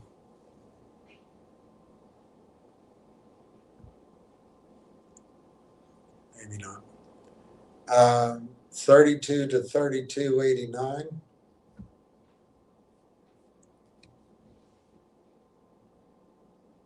Still 2 minutes to go, 1.5 minutes.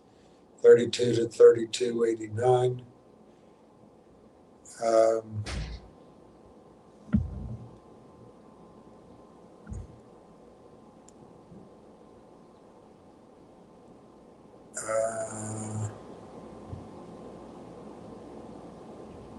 1 minute to go. Let's see if Dirty Randy's order will go up. 3,252 shares to buy at 32 cents. The ask is 32.89 for 40,000 shares. The volume I see now is 130,340. I feel like it was higher just a minute ago. The last trade, 700 shares at 32 cents. Less than a minute to go. Oh, Pat says last trade was 12.24. Yeah, 100 shares. All right, it looks like it closes at 32 without punching Dirty Randy's ticket.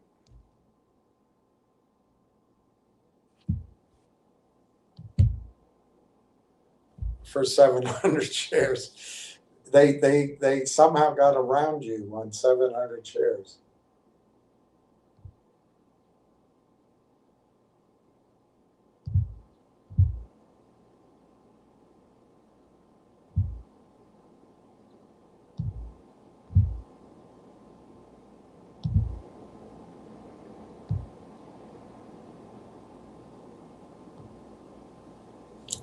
This is what the Vice President and Chief Information Security Officer of Campbell Soup said, quote, "We have